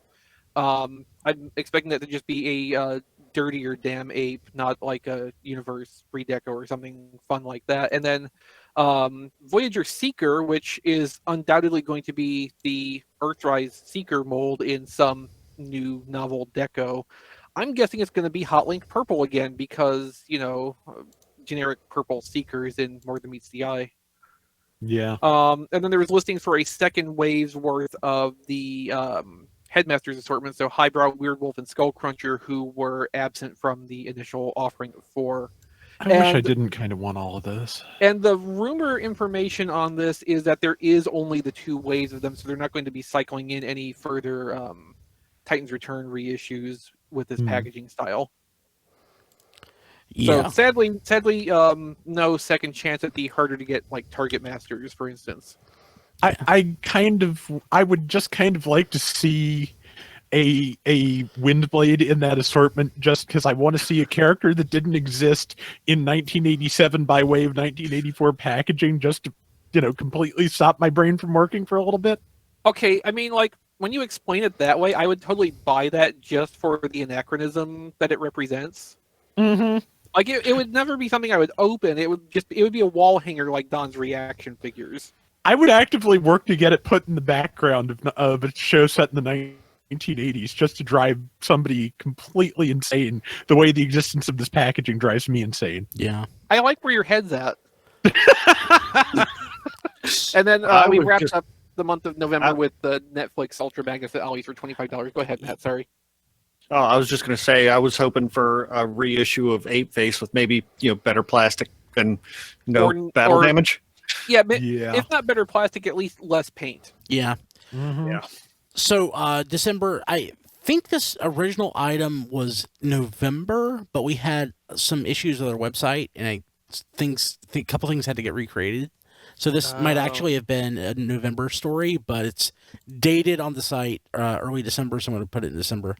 The rest of Kingdom Wave 2 revealed. So that's... So that was an official thing through, was it IGN again? Where we saw Yep. Air Razor, Inferno, Dinobot, etc. Yep. And Hover. And that Earth Mode Ultra Magnus, which has been really divisive. Yeah. I just think it needs some more paint to kind of tie it together a little bit better, but I'm not like super down on it. We learned about the core class Bumblebee with Spike from Buzzworthy Bumblebee, which I just ordered from Target thanks to Don. But that's showing up. Let's see here. Of course, that is a new mold figure that is Bumblebee and generic War for Cybertron branding, Buzzworthy Bumblebee. So it's in Buzzworthy Bumblebee packaging with War for Cybertron as a sub branding. Yeah, on it's it. so weird. Let's see. And since we haven't really addressed it, what we've inferred from this month's news is that Buzzworthy Bumblebee is going to be a Target exclusive subline, which the further along in the weeks we get here, the more vast it seems to be, because there's even signs that they have reissued, like just straight reissued the Volkswagen movie masterpiece Bumblebee to sell alongside the Buzzworthy Bumblebee stuff, among other things that they've repackaged. Yeah. So Target's going to be sitting on a lot of Bumblebee product for a long time unless they decide to get really aggressive with the clearances. Which Target usually will. If they need to get rid of stuff, and that's awesome. Yeah, and especially since I think fiscal inventory time comes around February, it probably won't be that long before they decide, let's thin the herd. Let's see here. So the Cyberverse, Prowl and Starscream showed up, and those are already in hand. Chris has at least Prowl, right? Prowl and Starscream, and I like both of them to different degrees. Prowl's actually like overall really nice, and Starscream is well, it feels like good quality plastic. Let's see here, and plus the design maybe needs work. Plus, a Devastator reissue popped up on Amazon at tfradio.net/Devastator. You can get it for $150. It'll be released, according to Amazon, on January 15th. We shall see, Galvatron, but good deal if you can get it. Yeah, it's still available for pre-order. Nice. Let's see here. Transformers Online MMO still in development, set for a 2021 release date.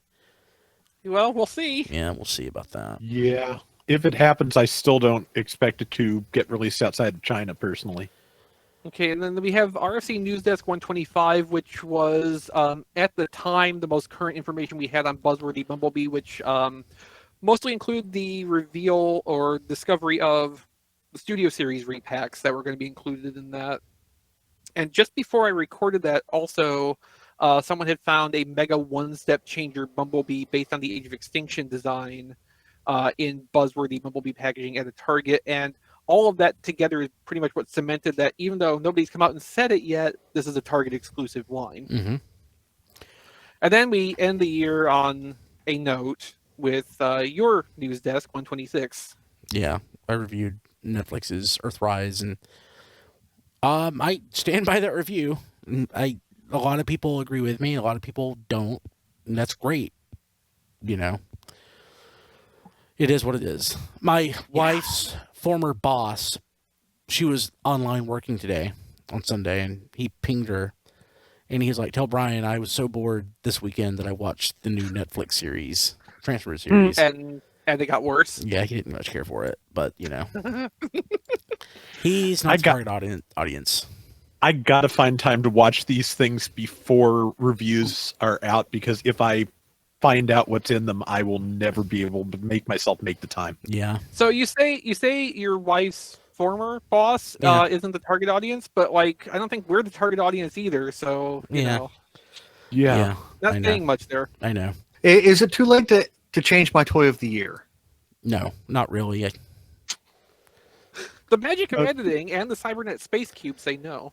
Yes. Okay, so my toy of the year. While Skylynx is magnificent and all, I think I'm going to have to change it to Optimus Prime's corpse. Why? Really?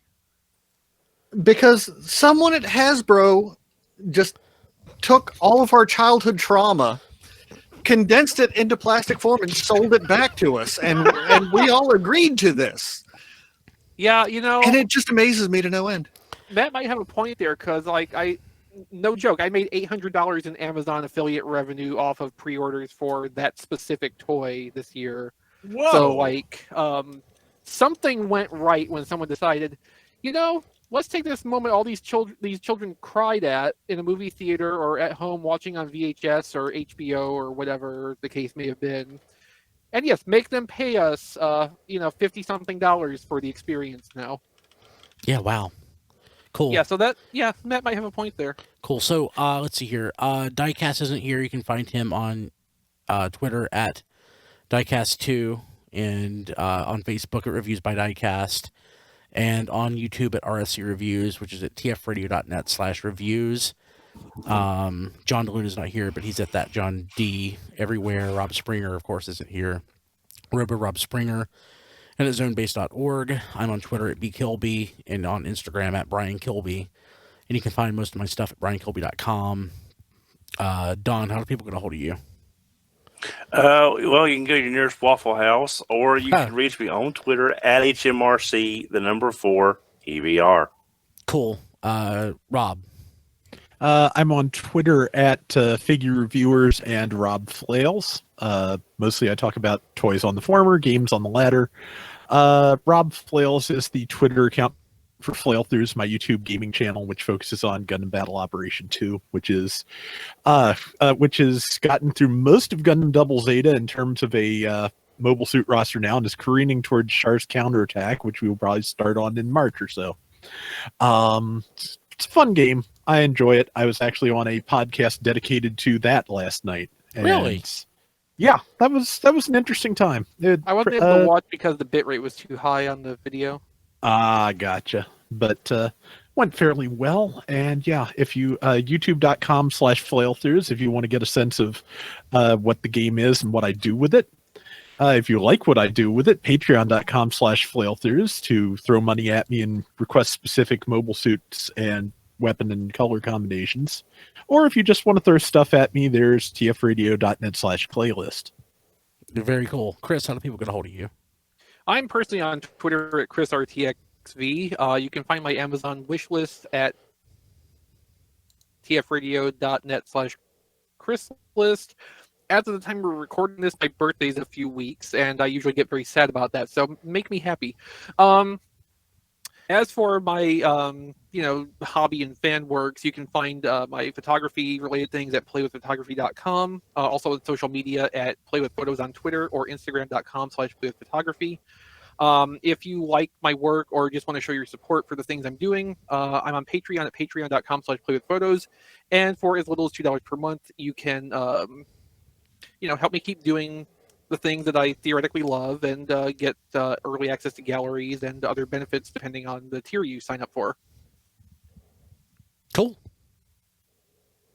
Awesome. Okay, well, thank you to everybody who has hung around with us this long.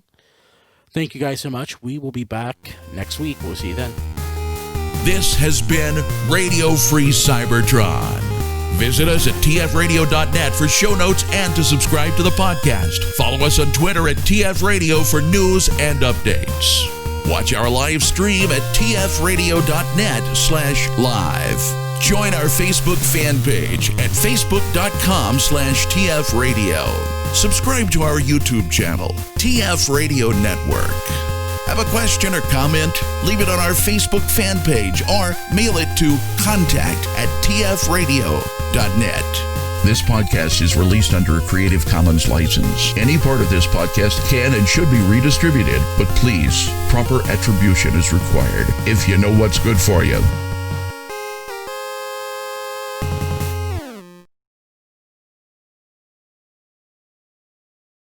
Jeez, when are these guys ever going to move out of their parents' basements?